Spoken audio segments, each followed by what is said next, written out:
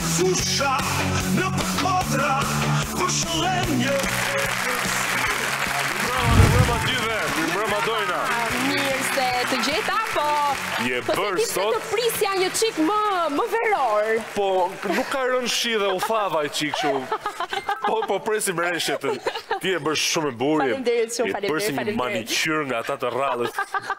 Nga ta ashu i kam edhe thonjë të fakt, të vërtet. Mirë se erdhe dhe ju dashurmiq në këtë episod të 17 për këtë sezon. Në fakt mirë do ishte që ta bëjmë ashtu si që do tradita dhe të bëjmë krahasime me 17-at e tjera. Për shembull, të themi jemi në episodin e 17 si 17 ngjyrat e Ilberit. Fiks. Ja. Jo është. 17 ditët e javës? Të lumt. Dëgjoj këtë. 17 shkronjat e alfabetit.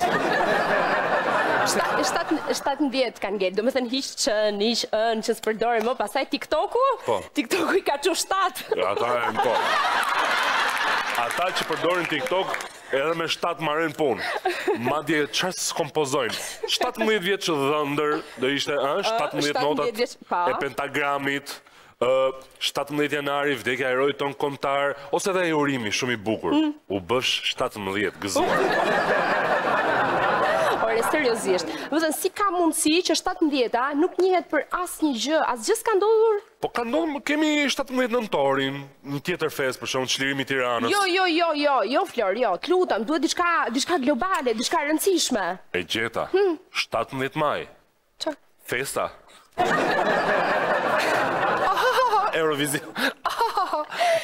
Dita e LGBTQ plus INSN. Po, 17 maj është festë kombëtare. Por pa merak. Se kryeministri jon nuk ta lek mangut. Pse? Që a thotaj ta kenë ata një festë kombëtare dhe mos ta shpik unë një festë ndërkombëtare? Po. Po qa, me 17-ën që do shpikin? Me 17-ën. Nga sot e tutje, deri në mandatin e 17.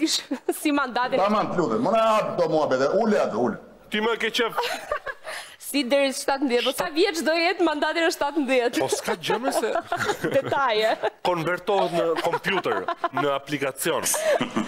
Po, mandati 17 dojna, nga sot e tutje, do jetë një standard që duhet ta thyet çdo krer i çdo bote, çdo kre.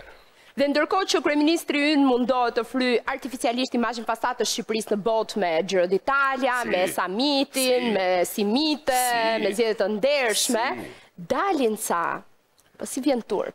Dalin ca raporte, ca statistika nga këto ndërkombëtarët, po këto pse s'shihni hallet tuaja njërë, ç'pun keni me ne? Smirusha. Po komplet, po nuk e di, ja ta shohim njërë. Raporti Eurostat, Shqipëria kryesoi Europën me gati gjysmë për popullsisë në varfëri.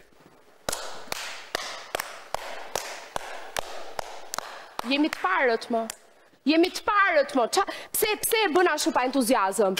Më në fund, jemi të parët në diçka, dhe kjo është shumë e rëndësishme dhe është për të festuar. Sa ishte 41% e popullsisë në rrezik varfërie dhe përjashtimi social, Shiko, po t'ja thushte një socialisti që jemi të, thot, kur para se të vinim ne, ishte 99%. Ne e ulëm 42%. Më falë tani se kam një pyetje unë. Pse pritën që ta publikonin këtë statistik pikërisht pas zgjedhjeve dhe jo përpara? Po se u prish punë më i dojna? Si u prish punë? Sa e dashket keqe edhe ti lideri ton global. U prish zgjedhje të dojna. Po unë jam e drejtë, more. Ua, ti thuash njerëz se jemi të varfëre? Se mos ta votojnë pastaj? Njësoj se i operacioni Ura, që u bë një javë mbas zgjedhjeve. Po, këtë e kuptoj, kjo është normale. Po si do i linte ata që të mos votonin, ata që të fitonin, këta që të... Jo, është normale. Jam dakord, duhet kontribuojnë dhe ata për zgjedhjet e lira. Megjithatë, Flor, nuk ke pse sheh vetëm statistikat e huaja. Ne kemi statistikat tona vendore, cilat i bëjmë vet, i përpilen vet. Made in Albania, më. E, po ke qef t'i shohësh. Ja, shqiptarët të çmendur pas makinave të luksit, mësoni sa prej tyre qarkullojnë në rrugë dhe ne e kemi shifrën sepse janë 21.814, edhe njëherë, 21.814 makina luksoze që xhirojnë ku xhirojnë për Shqipëri? Në vendin ton? Që është me 42% varfëri. Domethënë kam përshtypjen se është një 1% që ka nga 30 makina për kokë, se s'ka mundësi tani, për nuk na dalin llogarit. Por një pjesë e madhe këtyre makinave, për ju që nuk e dini, janë me impiant gazi. I shetu, ua, Ferrari, Hidhi 20.000 lekë gaz. Pastaj, nuk që do të ngrosh shtëpinë gjatë dimrit, ha? Që do, jo. Po ta ngrosh zemrën vetë kur xhiron me Lambo në për qytet në lagje, ha? Ngrohesh vetë aty. Po, muzikë për veshën. Mësuan njerë këta europianët. Se duhet shkojnë 70 vjeç, dalë në pension për blej Lambo, kur e blej tashi dhe s'dalë asnjëherë në pension. Se do punoj dhe 100 vjeç që të paguaj Lambon. Po mirë se okay, kuptoj. Po vetëm një detaj nuk e kuptoj. Po si fle Robin Lambo, më? Si në arkivon? Si në arkivon?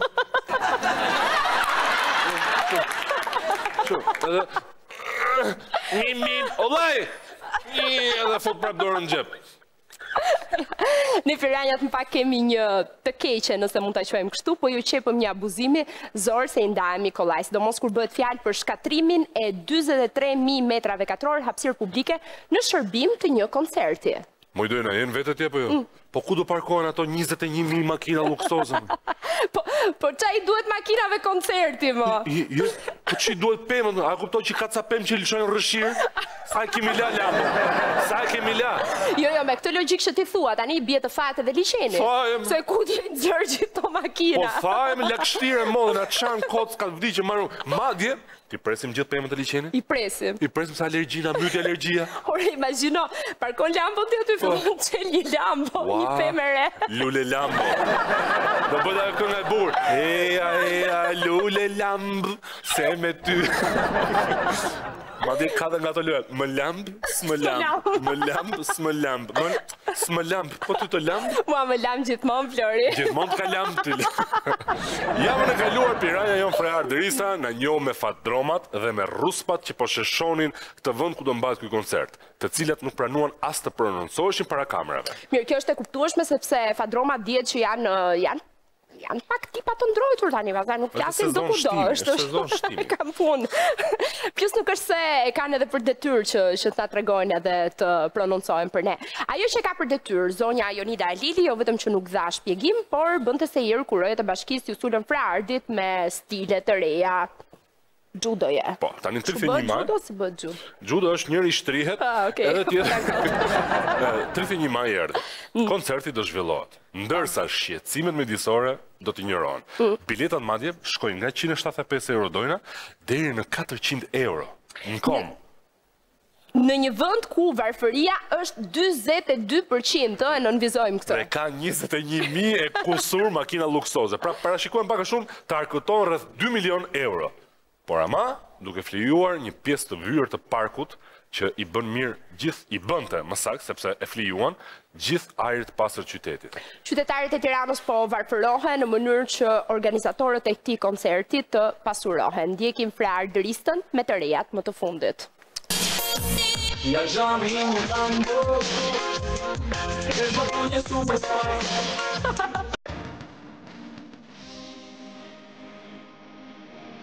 Për këdo tashmë është e qartë, reperi Noisi përveç se një këngëtar me influencë tek të rinjt, ishte një element i rëndësishëm i fushatës së Partisë Socialiste në zgjedhjet e 11 majit. Ai nuk është thjesht një figurë publike e angazhuar në politikë me artin e tij, por një artist me lidhje të ngushta me kryetarin e partisë në pushtet, madje duke i dhuruar shqiptarëve këngën që shoqëroi rrugtimin një mujor të kësaj force deri në ditën e zgjedhjeve. Fundja nuk ka asgjë të keqe, pasi angazhim politik apo miq të rëndësishëm mund të ketë çdo personazh publik. Madje kur bëhet fjalë për artistët që angazhohen në fushata, shumë kush bën paralelizëm me fushatat në Amerikë, kur aktor dhe regjisor Hollywoodi apo këngëtar të famshëm shfaqen krah kandidatëve për president. Ata përfshihen publikisht, pse mos përfshihen edhe këta tanët? Është pyetja që bëhet shpesh. Por këtu ka një diferencë thelbësore. Ata përtej oqeanit, përveç se mbështetës, janë donator të fushatave presidenciale, pra firmosin çekun për mbështetjen që japin, ndërsa këta tanët kanë një këndvështrim krejt tjetër për përfshirje në fushata, sepse në fund presin shpërblimin. Pak rëndësi ka nëse paguen me shumat e egzageruara për dy këngë në playback në mitingje, punsohen në ujësielës për të kapur një rrok qyl apo bëhen investitor strategjik. Dhe këtu hyn në lojë ajo që në përditshmëri quhet korrupsion, dhe që ne shqiptarët e njohim më mirë se askush.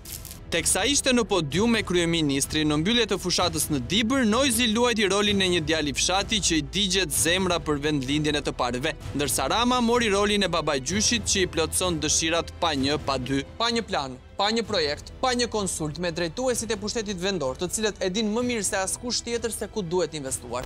E kam dhe i kërkes. Babi im ka lind me një fshat tani që quhet Lubalesh. Nga ura Shopenzës është vetëm 2 kilometra pa shtruar burrë. Mashtroni edhe ato rrugën shkët shof gjyshit se kam alan në Lubalesh. Dhe sigurisht që zoti Rama nuk mund të thoshte jo, pasi e gjitha ishte pjesë e një teatri mediatik me skenar të parashkruar. Pasi shtrimi 2 kilometrave rrugë në fshatin Lubalesh nuk ishte shpërblim për Nojzin, por skenari propagandës elektorale. Hallet e reperit në fakt janë të tjera. Disa ditë para mbylljes së fushatës elektorale, reperi i njohur ishte bërë qoka në shkelje të ligjit dhe në dëm të ambientit. Gjithçka në këtë dokument i firmosur më datë 30 prill 2025 nga zonja Jonida Alidi, sekretare e përgjithshme e Drejtorisë Juridike të Aseteve dhe Licencimit, leje në kamuflimin e ligjit për shfrytëzimin e hapësirës publike, plot 43.000 metra katror në parkun e liçenit artificial të Tiranës. Puna nisi më 15 maj, si fillim duke gërryer tokën, shkullur barin e pemët, më pas vendi u mbush me çakull e granit për të bërë sheshimin e hapësirës, pasi më 31 maj Nojzi do të organizojë një koncert me DJ të huaj, ku do të marrin pjesë mira fanca të muzikës elektronike. Kjo hapësirë ka qenë tërësisht e pyllëzuar, nëse bëjmë një vëzhgim të thjesht në Google Earth në përditësimin e datës 9 prill 2022, por në përditësimin e datës 21 tetor 2022, 2 muaj pas koncertit Sunny Hill të Dua Lipës, vihet re se zona e ka humbur ngjyrën e gjelbër. Në përditësimin e datës 7 tetor 2023 dhe në prill 2024 vjet re një ndryshim i vogël në kthimin e zonës në situatë fillestare, ndërsa sot jemi në kushtet kur edhe ato pemë të mbjella pas koncertit të Dua Lipës me taksat e qytetarëve të Tiranës janë shkullur për t'i lënë vend çakullit dhe zhavorit, eskavatorëve, kamionëve, rulave, me të cilët po bëhet gati terreni për montimin e skelave, njëkohësisht duke e gërryer zonën anës saj, pa marrë parasysh dëmtimin e florës dhe faunës. Nuk duhet ndodhte kjo gjë, të prishej kjo hapësirë. Ky park duhet ruajtur në mënyrë më perfekte të mundshme. Unë shoh që ky shtrim që është bërë këtu është me një qëllim afatgjat, ndoshta, për ta kthyer një territor të pjesës urbane dhe ta përjashtosh nga parku i liçenit. Biletat për koncertin e organizuar nga Nojzi dhe Bashkia e Tiranës kapin vlerën minimale $176, ndërsa zona VIP kërkon plot $400 për person. Nëse llogarisim një pjesëmarrje mesatare prej 7.000 personash dhe një vlerë bilete mesatare $300, pa llogaritur shpenzimet e pijeve dhe ushqimit që do të konsumohen gjatë festës që do të zgjasë 10 orë, organizatorët përfitojnë plot $2 milion. E përsërisim, kjo shifër është mesatare pa përfshirë shpenzimet e mira pjesëmarrësve për konsumin. Plot $2 milion vetëm bileta. Me gjithë këto fitime të pritshme, ato të jetë vetë subjekti Rigel Srajku, ai që do të mbulojë shpenzimet e punimeve që nuk ndalin asnjë ditë dhe kush do të angazhohet financiarisht për kthimin e parkut në gjendjen fillestare. Apo edhe këtu qoka e radhës nga bashkia. Mos ndoshta kjo e fundit përfiton diçka nga shitja e biletave. Edhe për këtë u interesua me një shkresë zyrtare pranë Bashkisë së Tiranës, duke shtuar gjithashtu shqetësimin e qytetarëve dhe ambientalistëve dhe disa përfaqësuesve të opozitës, të cilët hodhën dyshime se terreni po përgatitet për diçka më madhore se sa një koncert muzikor. Por siç mund ta imagjinoni, asnjë përgjigje. Ndaj të drejtën për informim të mohuar nga Bashkia e Tiranës, menduam t'ia kërkojmë vetë filmëtares Jonida Alili, e cila në frymën e një institucioni ku me sa duket mbretëron autoritarizmi, nuk e hap gojën për asnjë moment për të sqaruar atë që vetë ka firmosur. Për ardhi nga emissioni Piranja, ju lutem japni për një përgjigje për filmin që keni dhënë për koncertin e Nojzit. Të lutem. Keni bërë një studim? Të lutem. A keni bërë një studim? Ju lutem, na japni përgjigje. Të lutem, largo. A keni bërë një studim me ekspert po të? Lutem për zotëri. Se Halili mirëmëngjes, ju lutem, mund na japni përgjigje se s'kemi pse ta bëjmë çdo ditë mëngjes këtë. Pse firmosni për shpëlqimin e parkut? Ju lutem, mund na thoni një përgjigje? Ju lutem, kush do investoj tani që ai park kthehet njësoj siç ishte me pemë? Ju lutem. Është distancën. Po distancë, po ju lutem pse s'na jepni një përgjigje? Po or mos prit me vrek.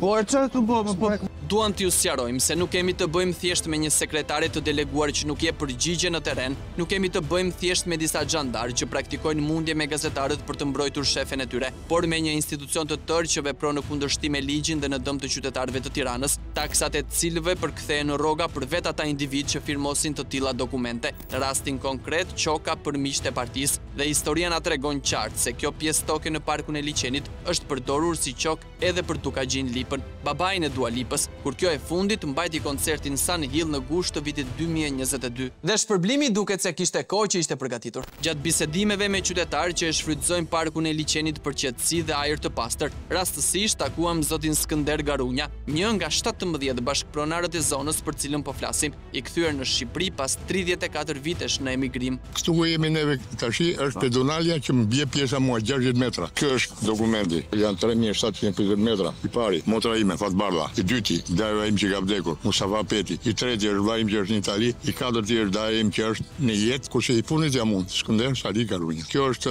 pronë që më vjen nga ana e nanës. Kjo është vendimi. Në VKM numër 351 datë 16 qershor 2021, e firmosur nga zëvendës kryeministri i atëhershëm Erion Braçe, është vendosur shpronësimi për interes publik të pronarëve të pasurive të paluajtshme që preken nga realizimi i projektit itinerare këmbësorësh me pistë vrapimi dhe biçikletash në parkun e liçenit artificial në Tiranë, me vlerë 124 milione 169.229 lekë. Në pikën 6 të VKM-s thuhet qartë se afati i përfundimit të shpronësimit të jetë brenda 3 muajve nga hyrja në fuqi e vendimit. Dhe a janë shpronësuar pronarët tani që kanë kaluar thuajse 4 vite? Kemi aplikuar dokumentat, do na paguajnë, apo sot do na paguajnë, nuk e dim. Son që do na japin, te thëna me të bërën janë larg. Dhe ndërsa zotëria me familjar të tij presin shpronësimin, bashkia dhe Noizi përgatiten për eventin miliona dollarësh. Me qënë se nuk morën përgjigje për 2 shkresat e para zyrtare dhe as përgjigje nga 2 takime në hyrje të bashkisë me zonjën Halili, dërguam një shkresë të tretë ku vendosëm theksin të firmat e kontraktuara për përgatitjen e këtij eventi, cilat janë ato, kush i ka kontraktuar, bashkia apo vetë Noizi, a kanë licenca aktive pranë QKB-s, po leje mjedisore të tipit A dhe B. Dhe siç mund ta merrni përsëri me mend, përgjigje nuk ka. Ndaj vendosëm të atakojmë sërish nga afër zonjën Alili, firmëtare në lejes për shkatrimin e 43.000 metrave katror në parkun e liçenit. Zonja Alili, ju kemi dërguar 3 shkresa për informacion dhe kjo është hera 3 që vim tek ju, pse s'na ktheni përgjigje? Do ta merrni përgjigjen për data. Në fakt, një përgjigje e cunguar na erdhi më njëherë pas këtij takimi me zonjën Halili, ku na thuhet se subjektit i Rigel Srajku i lejohet të kryejë përgatitje për zhvillimin e eventit dhe rikthimin e pronës në gjendjen e mëparshme, duke shtuar se ai ka depozituar dokumentacionin e nevojshëm ku mban përgjegjësi civile dhe penale për çdo lloj dëmi që i shkaktohet hapësirës publike nga aktiviteti që do të zhvillohet, por ky dokument nuk na u vendos në dispozicion. Gjithashtu nuk morëm asnjë përgjigje për pyetjet e tjera drejtuar bashkisë, nëse kanë bërë konsultime me banor të zonës apo ambientalist, a ka investuar dhe a do të përfitojë të ardhura bashkia nga organizimi i këtij eventi, kush janë firmat e kontraktuara për punime, kush i ka kontraktuar dhe a disponojnë dokumentacion të rregullt.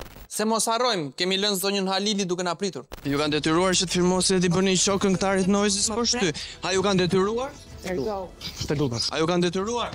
Për të tretën herë brenda pak ditëve, zonja Alili largohet e nervozuar pa dhënë asnjë përgjigje, ndërsa Nena gjen dita sërish në parkun e liçenit duke dokumentuar masakrën mjedisore që po shkaktohet atje, por kësaj radhe me sa duket nuk jemi vetëm dhe prania jon aty dikë e shqetëson. Po mirë, dakor. Dakor, në rregull. Tash jo, po pse vendosun se jam gazetar. Kjo të shkojmë fotografi. Qetësohem, s'ka këtu në Shqipëri ve i bëni si doni punë. Në fakt është krejtësisht e kundërta. Në Shqipërinë tonë të mirë, të gjitha punët bëhen si doni ju dhe soji juaj. Me dhunën që për ju është normale dhe me prepotencën e firmave dhe bulave që disponojnë të zgjedhurit nga qytetarët. Po s'mund të vijë në punën tënde, ore, të vite të liç fotografi. Kjo është tok bashkie. Donari i kësaj ti si? S'mund të vish me kamera të zgjedhësh marketime. Metron, DBI. Këtu kuptojmë se zotëria ka hall tjetër, të njëjtin hall si Bashkia e Tiranës që nuk them përgjigje, pasi me një kërkim të thjeshtë vërejmë se të dyja firmat Metron dhe DBI nuk disponojnë licenca aktive pranë qendrës kombëtare të biznesit. Një tjetër shkelje për cilën Bashkia e Tiranës me dashje të plotë dhe me gjas me urdhën nga shumë lart ka mbyllur të dy syt.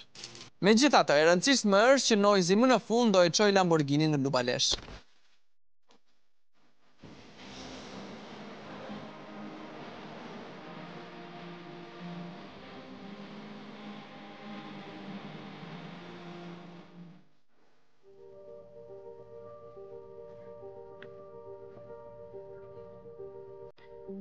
Pas nesër është 1 qershori, dita botrore e fëmijëve.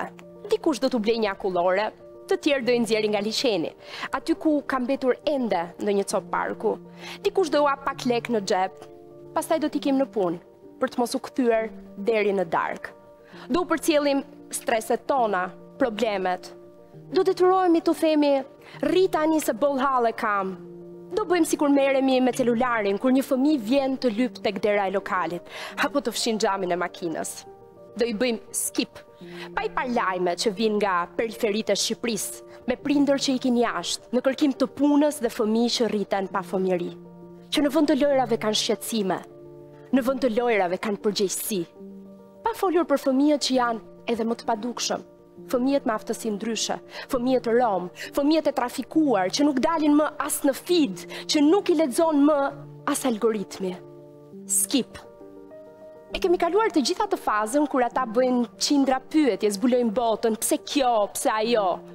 Por pyetjen më të vështirë nuk e kemi dëgjuar akoma. Pyetjen më të vështirë do na e bëjnë kur të rriten. Do na shohin në sy, do na drejtojnë gishtin e do na pyesin. Çfarë bëre ti për mua? Dhe ne çfarë do të përgjigjemi? Përveç se të rrim në kafe e të ankohemi në internet. Vërtet çfarë kemi bërë ne për ta? Kur e kemi ngritur zërin realisht për të ardhmen e tyre? Kur kemi votuar, duke menduar për ta e jo për veten? Kur e kemi ngritur zërin jo në rrjetet sociale, jo, për në jetën reale, për sigurinë e tyre? Ku ishim ne kur 17 fëmijë u helmuan në Gramsh me salmonel? Kur kërkuam shëndetësi më të mirë për ta? Kur u ngritëm për shkolla më të mira, mësues më njerëzor e më pak militant? Kur luftuam që ata të kenë parqe të vërteta, mjedis e lojrash dhe hapësira publike, ku mund të ndërrojnë e jo vetëm të mbijetojnë? Dhe nuk mund të justifikojmë më që jemi vend i varfër, sepse parat gjenden për 100 gjëra të tjera, ama kurrë për fëmijët, sepse fëmijët nuk votojnë. A mjaftojnë stories në Instagram me zemrat kuqe? A mjafton të ndajmë postin për fëmijët e Gazës dhe të mos na bëjmë përshtypje fëmijët që mbledhin kanaçe në plerat e Tiranës? Detyra jonë është të rrisim fëmijë që të bëhen më të mirë se ne, e të ndërtojnë një botë më të mirë se kjo që po u lëm ne. Por ndoshta ne po bëjmë atë që kanë bërë shumë prindër me ne. Mbledhim para, kursejmë çdo muaj, sakrifikojmë që një ditë ti çojmë jashtë për një jetë më të mirë se ajo për cilën nuk bëm asgjë për ta ndryshuar në vendin tonë. E kështu të ndajemi përsë gjalli me fëmijët tanë. Pas nesër është 1 qershori, dhe çdo 1 qershor që kalon, ata bëjnë një vit më të rritur. Ajo dita kur do të na pyesin, çfarë bëre ti për mua? Do të vi shumë shpejt. E çfarë do t'u themi atëherë?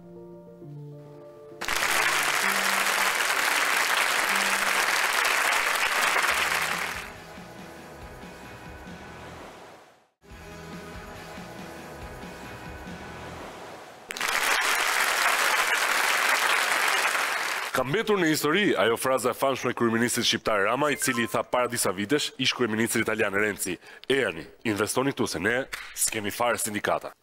Sepse Rama i dikurshëm, atë që mendonte e thoshte, hajde mor burrë në Shqipëri, hajde mor investo se nuk thonë gjë këta mor.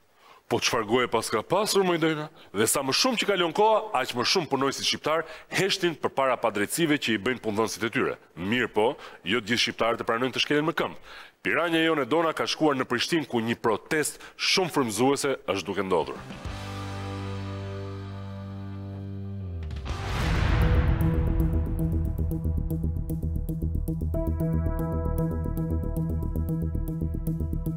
Po mbushet muaje tashme që Prishtina po kalon një situatë tërësisht e pazakontë, e si pasojë të cilës mbeturinat nuk pastrohen nga ata që e kanë detyrim.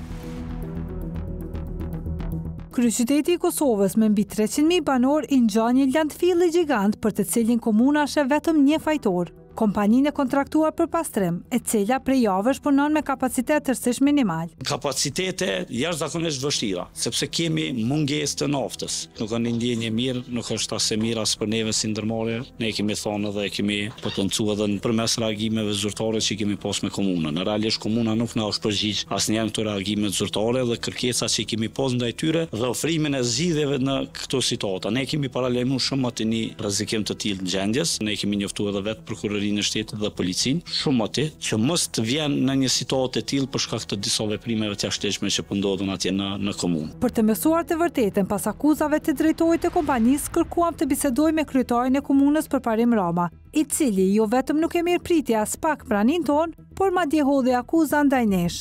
Përshëndetje, zoti Roma Aldona, gazetare emisionit Piranja. A mi veti që ndodh me qytetin për momentin është mbush me kordat? Jo, s'është mbush, është të vërtet, e kemi pastru. Keni kontraktu dy kompani private. Mos jepni dezinformata zemra. Nëse të tyqët pas ka pagu me bo zhurën, shko vete. Tyqët pas ka pagu me dhonë dezinformata, ata që po të paguin ty me dhonë dezinformata e bojnë krejt qytetin bërblog, ne pastrojnë. Kjo ndodhte një javë më parë dhe në vend që gjërat e merrnin zgjidhje, situata është përkecuar. Dhe 825 punonësit e kompanisë pastrimi kanë bërë një tjetër hap për të kërkuar të drejtat e tyre. Një protestë masive përpara komunës. Është dita e 7 e grevës. Tash në llogarizmin e jemi 8-ën. E për menet e kemi normal, menet deri sot na plotësohen çato kërkesat tona. Po është shumë e vështirë se këtu shumica janë familjar, shumica domethënë janë bart të familjes, po megjithatë mendojmë se ja vlen se po mundohem me rujt punën që e kemi. Është lodhje psikike, më shumë. Ndije keqardhje prej qytetarëve që nuk po mujmë me kry shërbim për shkaqe që po dinë gjitha shkaqe çfarë janë. Po për shembull për neve janë të vështira se na boll kena përjetuar, boll kena pas sfida. Protesta e punonjësve të pastrimit është organizuar për një qëllim të vetëm, zgjedhjen sa më parë të ngërçit mes kompanisë dhe komunës, e për shkak të së cilës ata rrezikojnë të hidhen në rrugë. Ti me na ardhen situata ku në kitë moment me na pru kështu, kjo është pak e tepërt. Prej kujt është e tepërt? Prej kryetarit komunës për shembull. Me kon njëri ai me pos pak njerëzi që thojnë shqip, ai vetë duhet marrë këtu me thonë, kena më mundu me zgjedh këtë zgjedhje, më u qit në punë, po s'vje kur më lejmëru. Pavarësisht se jemi në fund të muajit maj, temperaturat në Prishtinë kanë rëndjeshëm, në veçanti në orët të natës, por kjo nuk ka ndikuar tek asnjëri nga punonjësit, të cilët vazhdojnë të qëndrojnë me turm pa ndërprerje përballë institucionit të vetëm që mund të jep zgjidhje situatës së paprecedent. Jo vetëm për fatin e tyre, por edhe për mbarvajtjen e një qyteti të tërë. Këtu është shumë gjendja mjerueshme ku jena tunajt, është shumë ftoftë. Na i kanë bën një gjë shumë pa drejtë. Na jena punëtor të pastrimit, vend që me kanë të punu, që tash na jena të bë grevë. Këtë kohë me shim ka ftoftë, po nas do të dëzohemi.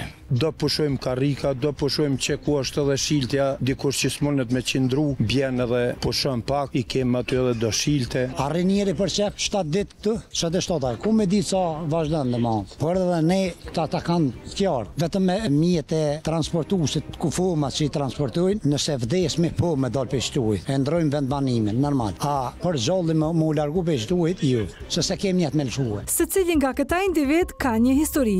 Janë familjar, prindër fëmijësh që kanë çdo ditë nevojë dhe duan çdo mbrëmje prezencën e babait në shtëpi, si në rastin e Ilazit. Unë jam veti 4 në familje, kam 2 fëmijë në shkollë, po vetëm në sembëta llogaritim me një matematikë shumë thjesht. Vetëm me bashkëshorte, pa fëmijë hiç po foli. Nën herë 2 bojnë 18, 1800 vet. Apo dalin, po secili këtu që janë familjar, ai kanë 4-5 fëmijë. Çka bre?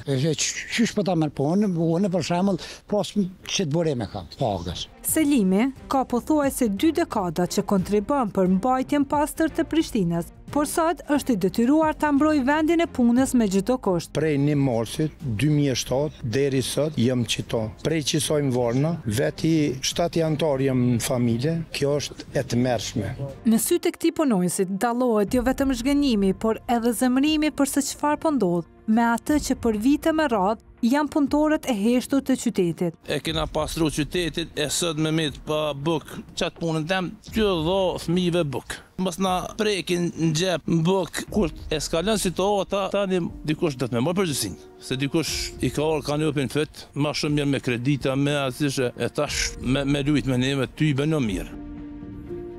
Hallet janë nga me të ndryshmit, por problemi është i njëjtë për të gjithë. Frika e flakjes në rrugë pavarësisht kontributit disa vjeçar. Ka këtu punëtor kolegë tonë që janë edhe me kredia, janë edhe fëmijë në shkollë, tash fundi vjetorit, do më thonë gjysmë vjetorit, ka u qef çdo pren si fëmijën e vet për shembull, me dhonën me gëzue, jo janë mramjet, jo janë ato. Me çat rrugë jetojna. Sa e vogël është, po apet nëse edhe çt rrugën që na hekin as dina ku shkojna. Neve na kanë thonë gjaja se kryetari nuk jeni pa punë. Kush na jep neve neve, kush na merr në punë. Unë rrash që 32 vjetë kem familje, ty nuk e di unë, çka me këtë njeri nuk po e di çka është puna e tina. Kjo skuadër e pastrimit të Prishtinës ka punuar pa ndërprerje edhe në kohët më të errta të ekzistencës së qytetit. Vërtetën e përkëmbur e të kërcënuar, por asnjëherë me frikën se do të mbesin pa punë. Ko shkive, kena punu, na kanë maltretuar, na kanë nguce, s'kena kuxu besa edhe me ardhën punë, petutes tyne mos po na vrosin, e keni di që është gjendja, po çashtu edhe na ardhë kena rreziku veten, e na ardhën punë. Në liri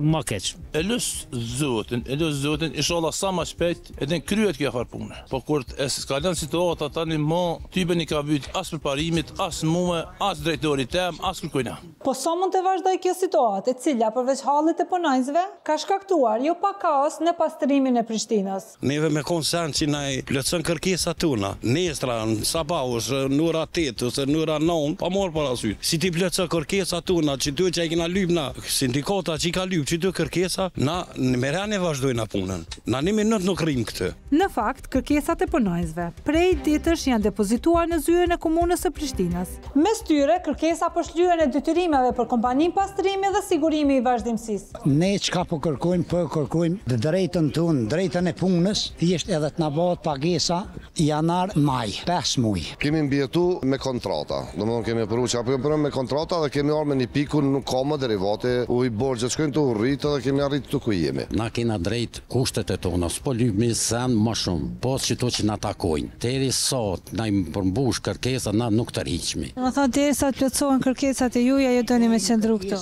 E fundit që të plotësohet, atëherë mujna me dal. Pa plotësuar gjitha kërkesat, të harrojnë krejt se nuk kemi me dal. Çtoj kështë se jemi në drejtsinë e Zotit edhe në drejtsinë tonë. Kur njët nuk i kemi lyp lëmu shkërkuj. Kena përballue me financa çka kena mujt tonë. Tashti jena ardhën, jena rrezikue që mujna me meten edhe pa derivate, edhe s'kena mujt me dal me kry shërbimet, mujna me met edhe pa paga. Kryetari i komunës për interesat vetat, me na manipulu, me na bo, kështu në kecat, në këtë deregje, kjo është e tmerrshme. Për çka? Për mbulesat vetat personale. Po çfarë mund ta ketë shtyrë kryetaren që të sillet kështu me kompaninë pastrimi, e cila ka patur deri tani kompetenca të mjaftueshme për ta mbajtur pastër qytetin? Në fakt, historia është më e gjatë ku përfshihen interesat, lidhjet e fshehta dhe politika. Pavarësisht se vetë punonjësit ndjehen krejtësisht e barazlarguar nga partitë dhe luftrat e tyre. Unë mendoj që zoti Roma dhe Bekim Bestov që as syt më nxes nuk i cielin pa interes personal. Veç kur e di me kanë bo kontrat, me 2 kompani që janë burrë e gru,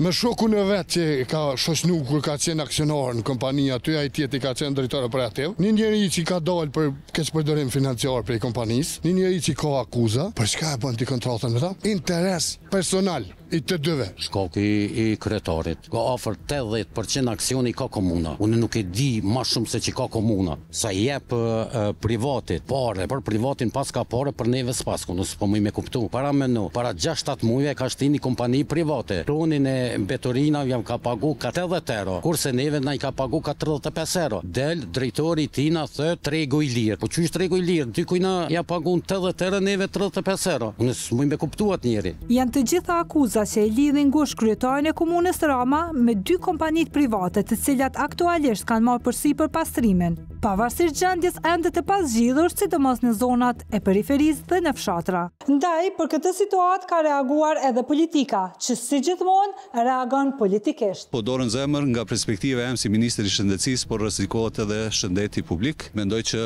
sa më shpejt duhet të zgjidhet kjo situatë, edhe natyrisht në situata të tilla janë ata që duhet zgjidhen, janë ata që janë votuar për të zgjedhur problemet e jo për të arsyetuar në moszgjedhjen e tyre. Keni tentuar me kontaktu me kryetarin e komunës së Prishtinës, zotin Rama, sa i përket kësaj çështje dhe për të zgjetur një zgjidhje? Në pjesën e spitaleve kemi marrë gjitha masat, natyrisht po them për shkak të shëndetit publik që mos ndodh një gjë e tillë, kurse për pjesën tjetër sinqerisht nuk kam koment. Kjo është çështje e organeve përgjegjëse që duhet ta zgjedhin këtë problem. Ndërkohë, Besa Shahini, ish ministre e arsimit në Shqipëri dhe antare bordi e organizatës Toka, akuzon të gjithë aktorët e përfshirë në këtë aferë, duke mos lënë pa faj edhe vetë kompaninë pastrimi. Situata me mbledhjen e mbeturinave dhe pastrimin e qytetit të Prishtinës është dramatike. Është një problem i kahmotshëm i cili nuk do e gjejë zgjidhje në dhënien e këtij shërbimi te kompania private, siç ka vendosur kryetari i komunës. Në vitin 2023, Partia Demokratike e Kosovës dhe Lidhja Demokratike e Kosovës e kaloi një rregullore që mundsojnë kompanive private të mbledhin mbeturinat krahas kompanisë publike pastrimi. Prishet koalicioni, anulohet kjo rregullore, po prishet edhe marrëdhënia mes këtyre dy partive. Vjedhimisht komuna filloi të mos e mbështes kompaninë pastrimi. Kompania pastrimi, e cila është në kroan politik të Partisë Demokratike të Kosovës, filloi të mos e ofrojë shërbimin, por del edhe një problem akoma më i madh, nga që kompania pastrimi nuk i ka fondet për të paguar deponit e mbeturinave ku duhet të derdhen gjithë mbeturinat që mblidhen në Prishtinë. Ajo fillon edhe krijon deponi ilegale, një prej cilave është mbrapa stacionit të autobusave krejt afër qendrës së qytetit. Jashtë betejave banale politike mes këtyre dy partive, privatizimi i shërbimit të mbeturinave nuk i levërdis një qyteti të madhësisë së Prishtinës. Rritet kostoja e shërbimit, nuk përmirësohet cilësia e shërbimit dhe do e shohim se sa do arrijë kompania private kontraktuar përkohësisht nga kryetari i komunës të mbledhë mbeturinat në një kohë kur ka fluks shumë të madh të qytetarëve. A është kjo një përplasje politike apo një interes i fshehur i kryetarit të Prishtinës? Kjo në këto momente është gjëja më e parëndësishme, sepse problemet e vërteta në kryeqytetin e Kosovës janë dy.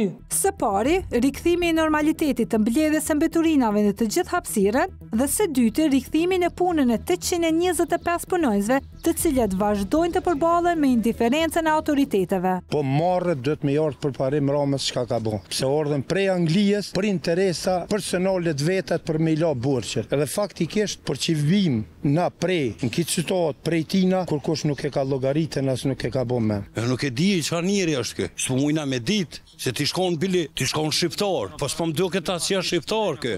Kanë dalë dhe na kanë provokuar në mënyrë çka, na njerëzim. Ne jemi kirurg i shëndetësisë, për me marrë frymë ti mash lirë. Me kesardhje shumë të madhe them që nuk e kuptojnë ta, se me kam që kuptojnë, na nuk ishëm këtu hiç, po ishëm në fund, në shërbim qytetarëve. 32 vite, kena punu kod virusit, kena kry shërbimin, edhe kush nuk ka dalë me honë, jeni hëra jeni. Atëherë na shpërbleqin, na dhejshin sa habita, edhe atëherë na livdejshin. Ska këno më na qata hërej që na konë. Neve na kanë thirrën një kohë, pandemi heroj, sot po na thirrën burllogji. Heronjët të cilët sot po në përkëmbën në formën më të turshme nga një njeri i vetëm.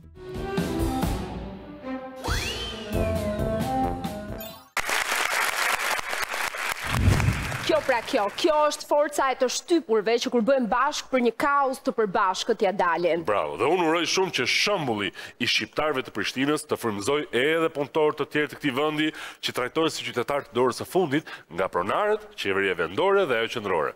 Nuk e di fakt pse gjitha këto hallet nuk u bën përpara fushatës, po vërshuan pas fushate, dhe kjo, nëse mund ta përkufizojmë me një emër, ka qenë fushata Eko Pjacëve. O nuk lanë gjë pa kopjuar, do të thënë e nisim njerë me kopimin e programit. Po, por nuk ishte rasti vetëm. Ja. Sepse krye kopimi ndodhi 48 orë përpara zgjedhjeve të 11 majit, kur ai lart vendosi të na fal mëkatet, dhe më fali gjobat e 10 viteve të fundit. Amen. E quajtën paqja fiskale, do. Paqja fiskale? Paqja fiskale. Jo, po nga ka lindur kjo? E kanë kopjuar nga Bibla. Jo. E kanë kopjuar nga Bibla. Jo, nuk e besoj kur në botë. Wow, e mori Papa Francesku në telefon. I tha, po na lër radhë, na lër radhë, na lër... Vdish aty. Vare retro sakana. O zot na fal. O zot na fal.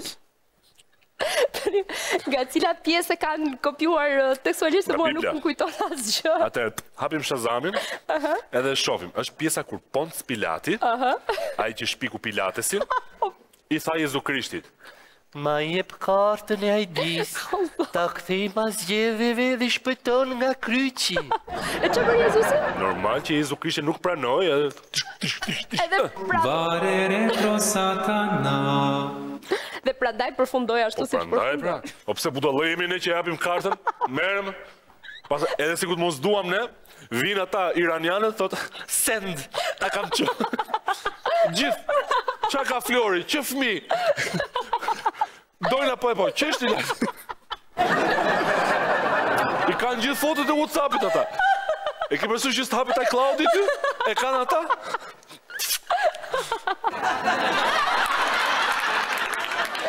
Më misterios. Si të qoftë, gojët e liga, thonë se Bashkia Tiranë këto gjobat e falura, në fakt po a merë nga një anti... Me i dorë ta jep, me i dorë ta merë, si ke Biblia. Në fakt po ja u merë bizneseve, po ja u merë një mënyrë tjetër. Që mënyrë? Taksa e pastrimit.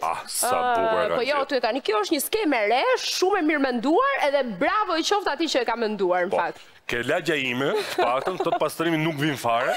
Kemi filluar ne si budallëj, dalim e fshim vet dhe japim dhe lekët këtyre që nuk na vinë për të pastruar. Prandaj Piranja jon ekspert në gojët e liga, zoti Kuqi, që shërbimin sekret francez e quajnë Monsieur Moulin Rouge, ose gjithë spanjollët e quajnë El Señor Rojo.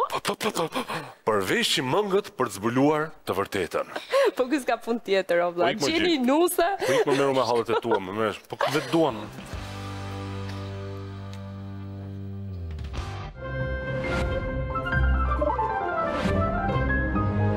Siguria juridike në Shqipëri është në nivele minimale dhe këtë e kanë pranuar në vimësi edhe institucione ndërkombëtare, të cilat nuk harrojnë ta shënojnë në asnjë raport. Këtu nuk përjashtohen as rastet ku shteti abuzon me pozitën e fortë që ka përballë qytetarëve dhe bizneseve.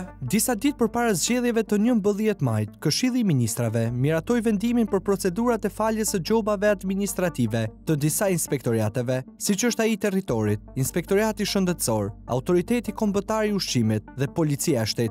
Logjika që zbatohet është e thjeshtë. Shteti të fshin gjobat, të cilat i ka vënë vet, madje disa padrejtisht, dhe këtë është shet për ndihmë ndaj qytetarëve, të cilët kundrejt këtij shpërblimi duhet ta votojnë. Një rreth vicioz që shkallmon çdo të drejtë demokratike në një shoqëri dhe sjell deformime të mëdha. Shembulli më tipik është ajo që ka ndodhur me mira bizneset të Bashkisë Tiranë, të cilëve ju kanë ardhur detyrime të larta në taksa e tarifa, por edhe kamatavonesa. Në fund të vitit 2024 dhe gjatë vitit 2025, një pjesë të konsiderueshme të bizneseve në kryeqytet i ka ardhur në sistemin e taksave dhe tarifave vendore, njoftimi për rritjen e tarifës së pastrimit për vitin 2023 dhe 2024 dhe një kamatë e lartë për vitin 2023. Tarifa e pastrimit varion nga 4.000 lek për ata biznese me xhiro deri në 8 milion lek në vit, 5.750 lek për ata me xhiro 11.500.000 lek në vit, 92.000 për bizneset e mesme dhe 115.000 lek për të mëdhejt e kategorisë VIP. Gjithashtu subjektet e prodhimit dhe ndërtimit e kanë dhe më të lartë këtë taks,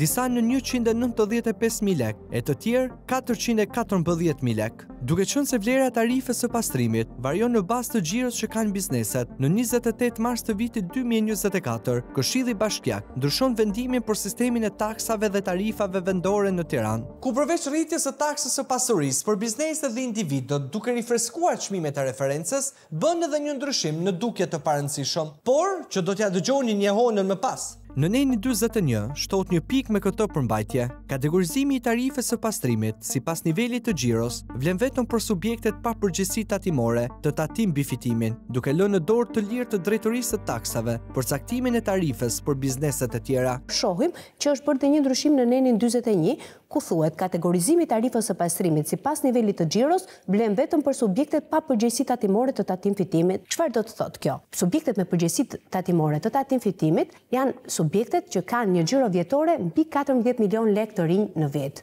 ndërkohë që ata që janë poshtë nivelit 14 milion lek të rinj në vit quhen bizneset vogla. Dhe duke qenë se janë bizneset vogla, ata janë të përjashtuar nga tarifa e tatimit mbi fitimin. Kurse vendimi i Këshillit Bashkiak i kategorizon këto biznese me 0 deri në 2 milion lek, të reja xhiro 5 deri në 8 dhe më lart, duke i bërë subjekte të taksave, por edhe të ndryshimeve të rivlerësimeve tatimore. Pra, çfarë ka ndodhur? Drejtoria e taksave dhe tarifa vendore e Bashkisë së Tiranës ka bërë rivlerësime tatimore në bazë të xhiros së bizneseve, pasi ka marrë të dhëna nga Drejtoria e Përgjithshme e Tatimeve dhe një biznes i cili ka paguar një taks, pra tarif pastrimi më të ulët sepse ka patur xhiron deri në 2 milion lek të rinj në vit, tashmë i është rivlerësuar që xhiron e ka mbi 2 milion lek të rinj në vit dhe tarifa është më e lartë. Ky ndryshim dhe rivlerësim është bërë në mënyrë arbitrare. por Drejtoria e Taksave dhe Tarifave Vendore nuk u mjaftua me kaq. Në mes të vitit 2024, bën rivlerësim të xhiros vjetore të bizneseve, duke marrë informacion nga Drejtoria e Përgjithshme e Tatimeve dhe ndryshon në mas për një pjesë të mirë të sipërmarrjeve nivelin e taksës së pastrimit, duke dyfishuar. Por ta kuptuar se çfarë ka ndodhur, në bazë të vendimit të Këshillit Bashkiak, tarifa e pastrimit për kategorinë biznes paguhet një herë në vit brenda datës 20 prill, por përditësimi dhe rivlerësimi i kategorisë së biznesit ka ndryshuar pas kësaj date, ndaj kur bizneset janë drejtuar për të paguar detyrimin këtë pranver, kanë gjetur jo vetëm një tarif të rritur për vitin 2024, por edhe për vitin 2023, e për këtë të fundit i është vendosur edhe kamat. Atëherë çfarë ka ndodhur? Bizneset kanë afat deri në datën 20 prill që të paguajnë taksat dhe tarifat vendore, konkretisht tarifën e pastrimit, ashtu siç thotë edhe vendimi i Këshillit Bashkiak. Vendimi i Këshillit Bashkiak është miratuar në datën 28 mars 2024 dhe hyn në fuqi 10 ditë pas shpalljes. Pasi është shpallur vendimi i Këshillit Bashkiak, taksat janë paguar dhe tarifat nga bizneset e rregullta sepse ka qenë përpara datës 20 prill. Gjatë muajve në vijim të vitit 2024, Drejtoria e Tarifave dhe Taksave Vendore në Bashkinë e Tiranës ka marrë të dhënat nga Drejtoria e Përgjithshme e Tatimeve për të parë xhiron vjetore që kanë patur bizneset ndër vite. Dhe aty ka bërë rivlerësimin tatimor. Dikujt i thotë ti ke kaluar pragun 2 milion lekë të ri në vit, dikush tjetër ka kaluar pragun 5 milion lekë të ri në vit. Dhe pa i njoftuar bizneset, i kanë nxjerrë në sistem detyrimin që kjo nuk duhet të ketë fuqi paravepruese, që është krejt e jashtëligjshme, por gjithashtu i ka vendosur edhe kamat pa i njoftuar bizneset. Kjo ka ndodhur. Shkeljet janë bërë hapur, pasi ndërmarrjet nuk janë njoftuar në asnjë moment, as nga autoritetet e bashkisë dhe as Drejtoria e Taksave dhe Tarifave për ndryshim të përgjegjësisë tatimore, por edhe pse janë treguar të rregullt duke paguar brenda afatit tarifën, janë ndoshkuar me gjob.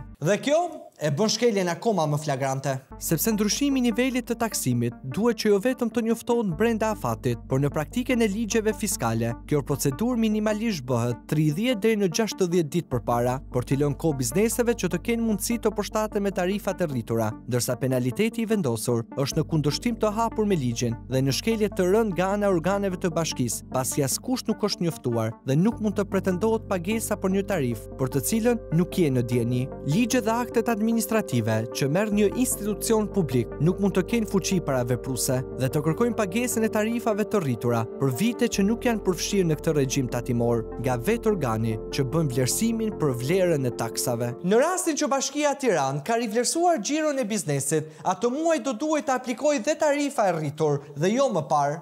Por sërish duke njoftuar në sistem dhe duke i lënë afat për ta paguar, duke ndjekur praktikën që ka vetë vendimi Këshillit Bashkiak, i cili vendos taksën për bizneset që hapen pas datës 20 prill, në bazë të muajve kalendarik, që përpjestohet tarifa e pastrimit. Po cila është rruga që duhet të ndjekin bizneset? Rruga kryesore është ankimimi administrativ pranë institucionit i cili ka vendosur gjobën apo ka bërë rritjen e tarifës në mënyrë të padrejtë. Dhe ky është komisioni i apelimit pranë Bashkisë së Tiranës, i cili nuk dihet nëse është funksional ose jo. Ai është konstituar rreth 5 vite pasi është themeluar, vetëm në pranverën e vitit 2024, por dim që disa anëtar të këtij komisioni nuk janë më punonjës të Bashkisë së Tiranës dhe nuk e dim nëse funksionon apo jo. Rruga tjetër është ankimimi në gjykat, po dihet se çfarë rrugë e gjatë dhe mundimshme është jo vetëm për bizneset, por edhe për qytetarët që sot të marrin drejtësi për shkak të çështjeve stok që janë në gjykata për shkak të mungesës së gjykatësve, si rrjedhoj e reformës në drejtësi, e cila ka sjell një numër të ulët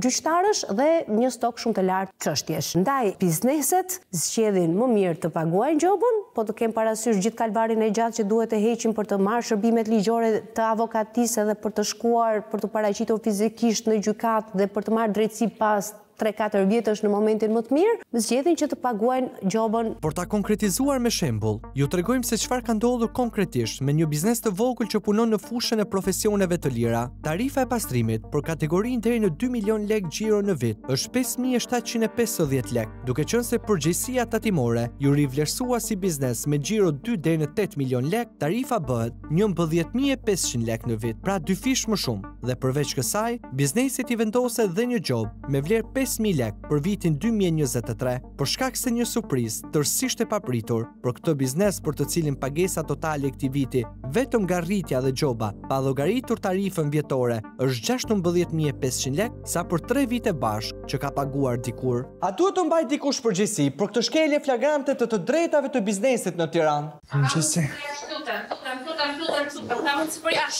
lutem. Së me Deliu. Të lutem. Mirëmëngjesi. Të lutem. Ja një moment, lutem. Të lutem. Hedon Kuqe nga Piranga. Por se keni kryer një rivlerësim për përgjegjësinë tatimore për vitin 2023 dhe 2024 dhe nuk janë njoftuar bizneset. Zotri, ju e dini sa biznese janë të regjistruar këtu? Si mund të përgjigjem unë pa e ditur konkretisht rastin? Kur është bërë rivlerësimi, Dhe një herë. Dhe madje u është vënë kamat. Unë nuk po dyshoj në këtë që po thoni ju. Nuk i vendoset kamat. Zonja Deliu, që nuk ka qenë në dieni fare për të. Unë nuk përgjigjem a priori pa ditur rastin konkret. Rasti konkret është bizneset e vogla në Bashkinë e Tiranës. Nëse një biznes i vogël, i mesëm, i madh, çfarëdo që të jetë në Bashkinë e Tiranës, do që të apeloj një gjop që është vendosur në këtë rast kjo kamata që i ka shkuar për këtë rivlerësimin që ka bërë drejtoria juaj. Ankimot e Komisioni Apelimit që është në Bashkinë e Tiranës. Institucioni kujt po e drejton këtë pyetje? Në teori, zonja drejtoresh ka të drejtë, por ne jemi fare të sigurt që ajo vetë di handikapin disa vjeçar që lidhet me mos funksionimin e këtij komisioni, antarët e të cilit në mënyrë parazite janë paguar për të mos u mbledhur asnjëherë. Kuptohet, në kurriz të qytetarëve që nuk kishin një derë ku të trokisnin për abuzimet e bashkisë ndaj tyre, ndaj nuk kishte pse na bën të habiturën pas kësaj pyetjeje. E dini ju që mos deklarimi i çdo subjekti është fshehje, është vepër penale, e di ti? E diti që mungesa e një deklarimi sjell për llogaritje të gabuar të taksave, detyrimet e shtetit, a e dini ju që të interpretoj ligje e bën gjykata kushtetuese, interpretimin e ligjit, kushdo po shkak të këtij rivlerësimi që është bërë. Madje nuk janë njoftuar. Bravo që po mbron interesat e shtetit. Bravo që po mbron interesat e qytetarëve. Në fakt i mbrojmë dhe do t'i mbrojmë shumë herë më mirë se disa drejtori të papërgjeshme të bashkisë, që në vend që të kujdesen për ta, i mbysin në gjoba dhe taksa, shpesh të padrejta. Një rivlerësim që bën ju merr në qaf një biznes vogël i cili në Zimbabwe këmbë. Ashtu. Mirupafshim ditë mbar. Shihet se drejtoresha Deliu nuk ka ndonjë respekt për punën tonë, njëllojësisht nuk kemi ne as pak konsiderat për çfarë ajo bën dhe përfaqëson. Ajo që vlen të theksojmë është se bashkia kishte dieni të plot për rivlerësimin tatimor, por megjithatë nuk njoftoi bizneset. Në miratimin e planit buxhetor afatmesëm të Bashkisë Tiranë, rezulton se bizneset kanë paguar në vitin 2024 17.6 milion euro, 2.4 milion euro më shumë se në vitin 2023, ndërsa këtë vit planifikon të mblidhen 18 milion euro nga bizneset, 2.8 milion euro më shumë se në 2023-shin. Dhe e dini se ku shkojnë këto operatë mbledhura në mënyrë të padrejtë nga rivlerësime dhe gjoba arbitrare? Pika 7 e neni 42 të vendimit të Këshillit Bashkiak përcakton se të ardhurat e krijuara nga tarifa e pastrimit përdoren vetëm për qëllimin për të cilin është vendosur kjo tarifë, pra për objektin fundor të zinxhirit të pastrimit të kryeqytetit, që është incineratori i Tiranës, që nuk ekziston dhe është vënë në sekuestro nga prokuroria e posaçme SPAK. Kjo ilustron qartë se si parat që paguajnë për pastrimin shkojnë kot në përllogari offshore të inceneratorit, pa rregulluar asgjë sa i përket menaxhimit të mbetjeve. Por tashmë së fundmi dhe tarifat e rritura bashkë me gjobat e padrejta.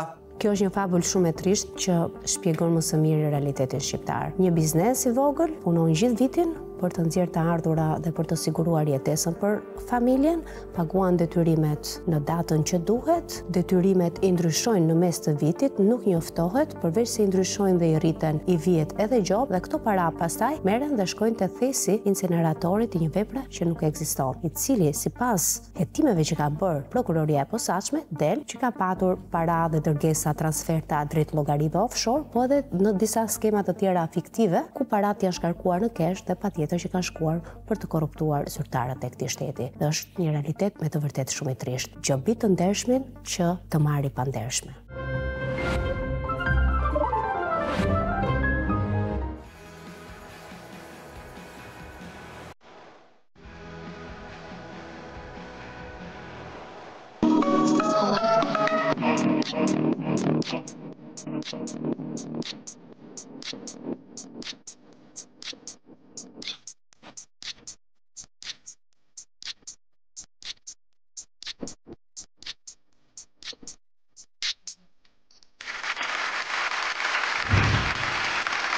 Nuk e kuptoj se nuk e bëjmë... Të pyeti në këtë moment.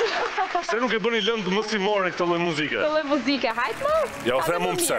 6 muaj më parë, që ndonjëherë 6 muaj ngjajnë si 6 sekonda ose 6 minuta, por ka dhe raste që 6 muaj ngjajnë dhe si 6 vjet. Normal, se intensiteti i skandaleve në Shqipëri nuk është kurrë në ritëm me atë të një vendi, le të themi, normal dhe me njerëz normal. Po si mundet? Ne jemi të jashtëzakonshëm. Por kur shoh që kanë kaluar pikërisht 6 muaj, që kur folën për versionin shqiptar të vëllazërisë së Unazës, por me emër akoma dhe më të frikshëm. Jo, lutem se nuk e përballoj dot. Mbau fort. Bordi mbikëqyrjes publike. BMP-ja? Pa i është bërë si manual, more. Po? Si të shturësh një shtet. Shkeljet e tyre nisnin që nga emrimi i drejtorit e deri tek mungesa e transparencës. Gjërat vogla pra. Ndërkohë që gjatë këtyre 6 muajve, në redaksin ton kanë ardhur denoncime të tjera. Po kjo s'm duket shenjë mirë. Jo, e ke gabim, mua më duket. Kjo është shenjë fantastike. Është, nuk e di, shenjë shumë e mirë dhe është normale, more rritet mirë që nja pasurohet manuali. Po. Sepse sipas konstatimeve nga mbikëqyrja publike, bordi ka kaluar në mbikëqyrjen e vetes, gruas dhe shokëve të punës. Mos qesh dorën se disa vështirë është që të mbikëqyrësh gruan apo shokët, Se po të kesh një kundërshtim, ta nxjinë në shtëpi ajo. Pyet shokët, po të mos u japësh një kontratë konsulence, s'të ftojnë më për birra. Shikose, mund të ndodh që i ke dhe shokët dhe gruan me të njëjtin vend. Po. I për shkurt. Ose ndodh që i ke shokët si gru dhe gruan si shok. Ndjekim pirajën tonë Lorena Resulaj me të rijat më të fundit nga ky bord privat, familjar e shoqëror, siç e do tradita më e mirë e shturjes së shtetit. Pas kam Nuk e di. Nuk e di.